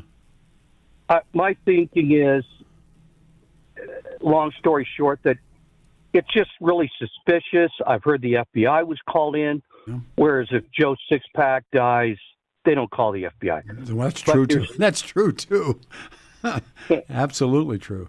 Yeah, they just call the coroner and they go, yeah, send the police by, put some paperwork in. The other thing, you were talking about Steve McQueen, and I wonder, and then I heard about, Freddie Fender doing that tune. Yeah. And I'm thinking, if those guys were living, or if you fast forwarded to this area with their same youth, would they be a hit still? I mean, are they great question people of that area? Great question. It's the same thing asking if Errol Flynn, what would Errol Flynn be today? And I'm a big Errol Flynn fan, but he had a pretty private life was pretty twisted. But you asked the same question: would this guy still be a great singer today? Would that guy still be a great actor? Would this guy still be a good football player, given how much bigger and stronger everybody is? That's a very legit question, Ken. I don't have an answer. My thinking is kind of like in World War II. You had this crop of guys, for lack of a better term, that were used to adversity from World War One, or being farm boys and being from World War One. Depression. And everything that happened to them, they were like men of their time. And now they'd probably be considered out of step, but in my book, they'd still be heroic for their courage and whatnot. But that was my question. As I thought while I was on hold, that's sort of my answer. Historians side with you were a man of your time, but now it's easy to reach back, 500 years and grab Christopher Columbus by the back of the neck and call him names and want his holiday taken away. Well, he was a man of his times. If you knew what happened, right prior to this is a crusade, right problem is this, right problem is that. This is how people treated each other. They made slaves of one another here. Columbus gets to the New World, and he's this terrible human being. And you take his name down off the wall. Well, that's the far left wanting to rewrite it. But they do. You still have, in a different form, you've got human trafficking here, the big drug thing, fentanyl and whatnot. But the idea that you have to control. One of the most important things about Marxist ideology is you have to control. You must control the reading. You must control the thinking.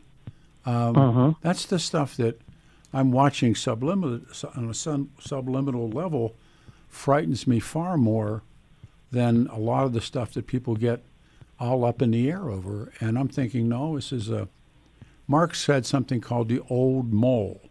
And there used to be an underground magazine in Boston I used to read called, it was sent here, it was called The Old Mole. And Mark said you had to mole in, M-O-L-E, mole in. And that's what has happened. And well, I think that, here and now, like in Colorado, that the far left is kind of molded in, as you put it. Of course they have. And I don't know what it's going to take. I think, in a way, leaders like Trump kind of help steer the ship into a better way. But what I'm watching happen right now, what I'm watching happen in Colorado Springs, are people hitting each other over the head with a beer bottle, and without realizing, as long as you're doing that, these guys are going to do this. And agreed. It's almost like the magician's trick. Watch this hand over here, but this hand's really doing the stuff. And you wonder, maybe the moles are actually in the Republican Party. I mean, are they really? I think no. I mean, I heard enough. That's we're coming into a new McCarthyism that's for another radio show, but seeking out, hunting out people, putting names on walls, that's uncalled for. I mean, it really is. And my mind's mine, your mind is yours. What you read is yours. What I read is mine. We're very, very, very, very close right now to having somebody say, "Okay, Ken, you can't read that." I agree. Yeah. And as far as the Republican Party goes, one way or another, I just see them as they've got this mindset that they're going to quibble over these small things, and they cannot get out of their own way. Unless and until they do that with a few wins. And by the way, that guy Casper, I've met him. He's a hell of a guy. He's a great guy. You can't win. He'd be a great senator. You can't win. He's a great guy. I think the deck's stacked against him. And unless and until they can restack the deck or whatever, I just don't. I see the state government languishing. In boxing, Casper fights in over his head. He goes into a democratically controlled district and then runs. Now you're a featherweight or a flyweight, and you just got in the ring with a welterweight or a heavyweight. You can't win the fight. You can't win it. And he's a good man. Great guy, but I love him, but you can't win. Yeah. Huh. You take care. Well, so you don't have a conclusion on Hackman? No, I mean, I don't know enough about it. I've been so knee-deep in this other project and reading, and I'm reading Chaos. It's like, and I just finished this other book, and I get trapped in these things, and I have to try and how bad it is. Chaos is outside in my truck. That's where I take the book with me. And the problem with those, I love a good conspiracy, but they're kind of rabbit holes intellectually. Sure they are, but what if it's? What did somebody once say to me? Well, what if that's true? I agree. I think a lot of these things, when you sort them all out, if you've got the time and patience and reasoning ability, you can draw some pretty good conclusions and go, there's a high likelihood this is going on. What if the entire Warren Commission is crapola? What if Oswald really didn't do it? What if? Oh, I agree. By the way, I don't think he did. See. What? And the Warren Commission, I think, was just there to kind of rubber stamp. No question. A good story. I want to put everybody at ease. Lyndon Johnson, make everybody comfortable. There's only this crazy guy over here, and then lie about the crazy guy. Which guy's that? Oswald. With all these recent, I mean, then lie about the crazy guy. I mean, if he's crazy, why are you lying about him? Right. Yeah. And it's like, what was it, Goebbels? If you just repeat a story loud enough, true or false, everybody's going to get on board. Repeat the lie. Yeah. Repeat the lie. And it's sad. The lie. And then, and Frank, then I'd like to see the average Joe six-pack be a little bit, instead of kind of being drive-by Reader's Digest information gatherers, take a little time to figure out what is really going on here. Ask questions and get good answers instead of just picking whatever's on the internet. God knows it's got to be true if it's on the internet, right? Well, it used to be whether it was this or where it was that, where you find your truth and everybody's individual stuff. But there is some things we agree on.